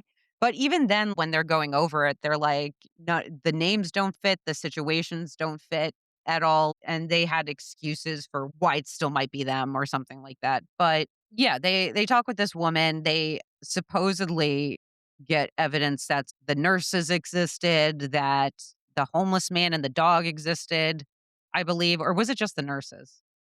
No, it was there was a yeah, the nurses and then an orderly that they like I talked about earlier to where they actually did get these, nurses died in 1934 as well as an orderly. And then, yes, they did say a homeless man and dog were found dead, yada, yada, yada. And the lady produced a piece of paper, but, us as an audience member did not read it, like, they didn't show it to us. Yeah, it seemed a little sketch how they went about that. But yeah, they start off the night 2 investigation with Brian and Kristen talking about seeing a shadow that they didn't capture on video. So look, that's really important because I just want everyone to know that Jason Hawes literally states on camera, we cannot count personal experiences as evidence. And yet for the rest of the episode, all they talk about are personal experiences that they had. Yeah. Literally the rest of the episode. So I just thought that was a little interesting. Yeah. And they present those stories to them, and when they talk to Tina and Charlie Charlie. Manley, her husband. But yeah, other than that, Donna and Lisa in the kitchen on the second floor where they find blood on the floor and then they find a dead bird. That was kind of scary. I would have been scared seeing that. I would have been a Well, little. Lisa and all her expertise did say that she is a that tech by day. She was like, "I don't think that a bird flew in here and smacked its head and got all the blood in certain areas." And I'm just kind of like, "Yeah, but a bird, like anything, can hurt itself in the air or get attacked in midair and then still fly around and unfortunately die." So I don't know. I just that idea of going, "I'm a vet tech, this can't happen." It seemed very implausible to me Yeah, it was kind of weird. I mean, the bird could have been just injured already and flown and in flew around. there Yeah. and then unfortunately passed. But after that, they do the analysis and the presenting of the evidence, and they present this video on the 5th floor where they see the shape move from the left to the right. And when I tell you guys, it is so clearly a bat. And they were like, no, that couldn't be a bat. Why? It's so clearly a bat. Like, that was the first thing all three of us said when we saw it. That's a bat. And they even tried to use the fact that it didn't look like it was coming out from a door. Now, what that reminded me of, it felt like one of those Ring videos where something was just going so fast that you didn't see where it was coming from exactly and where it went exactly. And that was like the big evidence that they presented, other than there was some kind of flicker in a video they showed, I guess. But yeah, that's it. That's it. That's all they got. That was What do you it. Yep, that was it. What do you think, Colin? I think what they presented was, okay. Once again, it takes a lot of time. There was a moment to where they did like a montage of the 3 boys in a hotel room going over the evidence, which looked like an introductory to gay porn that I've seen numerous times. I do understand this was like early on Ghost Hunters, 100%. So I just kind of felt like it was something that was definitely designed for television purposes. But I will say I think the thermal image, thing was very neat. That was something that I personally could not explain. If Waverly Hills were fully restored, brightly lit, and stripped of its reputation, do you think the reported activity would decrease or stay the same? I do. I think it'll stay the same. A place with this much history and death, it's always going to be active. There's a theory in the paranormal community that a ghost will stay at the location of its death. And I feel that because a spirit may not necessarily know that they have died or the last place they remember being is a place where they died, Waverly has seen a lot of death, and some of it is not only because of tuberculosis or the White Plague, but because of brutal experimentation that was forced upon them. I do not think that that kind of energy can just dissipate. Also, there's enough evidence to suggest that there were weird things happening when it was Woodhaven. I've kind of gone back and forth with this one quite a bit because in my mind, if it was fully restored, brightly lit, stripped of its reputation, it would just be like any other hospital, I guess. Yes, a lot of deaths did occur there in a brief amount of time, not as much as most people say, but still, a lot of tragedy and deaths. But I feel like you could say that about any hospital. Yeah, true. Feel like any type of medical place that has existed for a long time, those stories are gonna come along with it, especially in a place like Waverly Hills. I don't know how it could be stripped of its reputation. That would be very difficult to do. But Yeah. yeah, I think it could go either way, honestly, if that were the case. If it were fully restored, I think it could go either way. Those stories could just develop because the building is old, because there's a lot of stories there that would come out, or maybe it would just kind of be looked at like any other hospital and not really be looked at as anything special. Now it's time for final thoughts. Jess, Colin, is Waverly haunted because of the sheer number of deaths there? Or is the haunting just a product of people's imaginations? I definitely think that Waverly is haunted. And it's not only because of the sheer number of deaths, but because for some of the spirits of Waverly, it's the only home they ever knew of. I feel that they honestly don't know where else to go. I think beliefs play a large part in whether a spirit kind of moves on or not. I think a lot of spirits are afraid of moving on because of like certain beliefs. But I also think some of these spirits have put so much time and energy into this location that they called a home that the idea of them will always continue to live on at Waverly. Beautifully said. Thank you. Yeah, I know I'm the skeptic, but honestly, Waverly Hills is pretty cool. I just think the history there, the building itself is just so unique and so massive, intimidating. I'd love to go just to be there and feel what people feel there and see where all this history happened, like the real history of it. Obviously there's quite a bit I don't believe when it comes to Waverly Hills. But with that said, that's not how I want to end this. I actually want to end my final thoughts with something that doesn't come from my brain. It actually comes from Isabel from Chasing Midnight, who said something very interesting because she had a thought on why these spirits were being so quiet for them and why she thinks they've been so quiet for other people who have investigated there. I don't have the exact quote. I kind of wrote down what she was saying, though. And I agree. If I did think spirits were there, this is the reason I would think they weren't being active. Because Isabel says that it's become an attraction and that she thinks the spirits just don't want to perform anymore. Honestly, when she said that, it was a little heartbreaking to think of. Mm. If these spirits do exist, if there's as many spirits there as people claim, they're being treated like performing monkeys, basically. Like I said earlier, it's like a zoo, like a spirit zoo. That's a heartbreaking concept to think of, that there's all these spirits of people that really went through the worst there and Yeah. are still there because it might have been all they knew because it was their home for so long. And to know that people are just kind of coming in and out of their home, expecting them to always give them what they want. I could imagine why that would be draining on a spirit if they were there. Yeah, that kind of hit me in an emotional way that I was not expecting at all when she said that. But anyway, besides that, I actually want to pull our producer into this again, our producer Bree, and kind of get her final thoughts. I got a question for you. You've heard like all the stories, even some that we didn't talk about and such. Is there a favorite that you have? Is there a favorite spirit that we talked about or didn't talk about? In fact, there is, actually. You mentioned her briefly. It was the woman that Zach pulled the portrait off of the door or the You're room. talking about Zach Biagians? I am, yes. Yes. Okay. Okay. That was room 220. Her name was Lois Higgs, and she suffered, unfortunately, from tuberculosis. And the reason that she's my favorite is I sort of relate with her story in a few different ways. Lois's roommate at Waverly was actually her older sister, Audrey.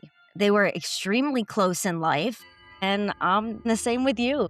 Yeah, by the way, if you guys didn't know, I think I said this in the first episode, but I haven't said since. Brianna is my sister. We're super close. So this story is kind of hitting me too. My God, you're making me emotional. All right, continue.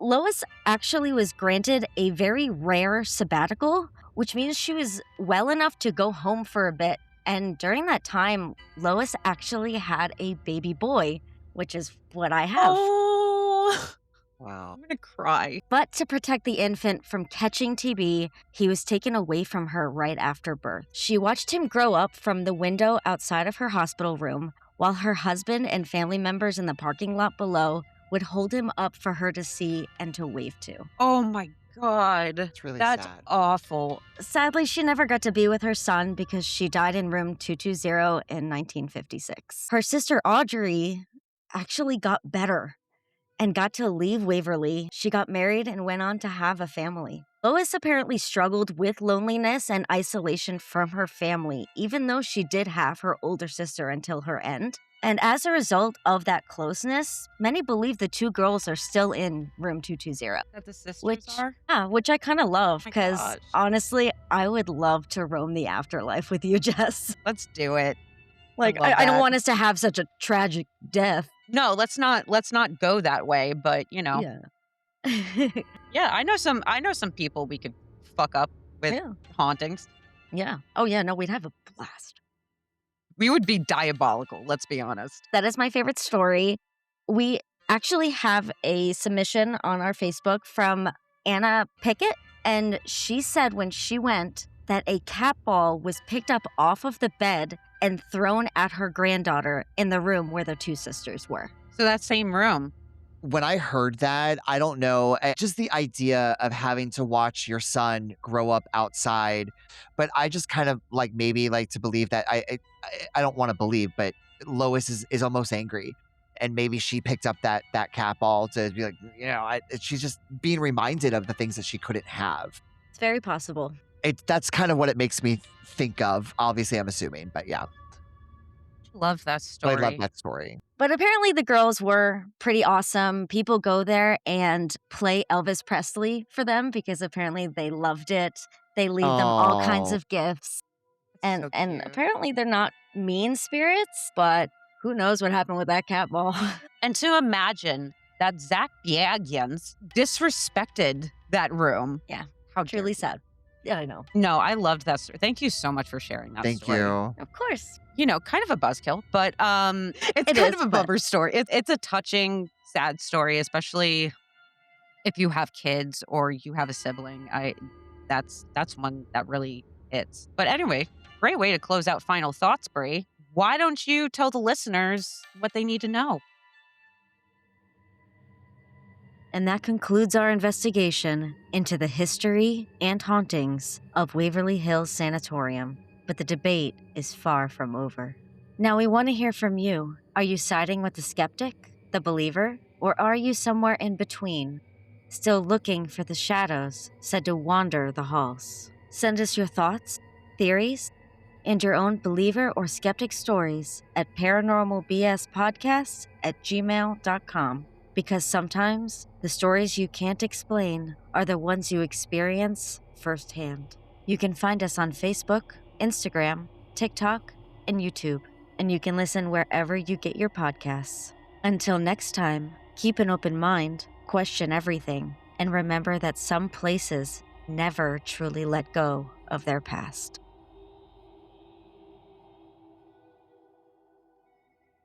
Before we turn on the spirit box, I want to thank a lot of people. We got so many responses for Waverly. It was overwhelmingly positive. So thank you to Sean Puckett, Debbie Hale, Josh Chow, Card Fan, Scott Parrott, Terry Sinnock, Kat Deans, Lauren Dunnigan, Anna Piquette, Amy Hammond, Emily Hawkins, Robert B.J. Puckett, Sandra Carpenter, Dennis White, Rhonda Marie Pound, Eric Yates, Chris Bricken, and Rodney Rutland. Once again, thank you guys so much for submitting everything to me for the Waverly Hills. Wow, Colin, that is a lot of people to thank. So many submissions. Yeah, we're so lucky. Amazing. I think there's an even better way to thank all these people. Really? Yeah, I think they would probably really like to hear me sing a song. No, last time we did No? that, you got the whole possessed. I hit a wall. You have a lovely voice. I think I should sing a song. I don't think this is a good idea. What if something happens again? Right, right. I hear you, but I'm gonna Mhm, do it mhm. anyway. Okay, so how about we just leave together, okay? Let's just go. Okay, you know what? I'm leaving. Walking away. Use the bathroom first, down the stairs. Bye. Peace.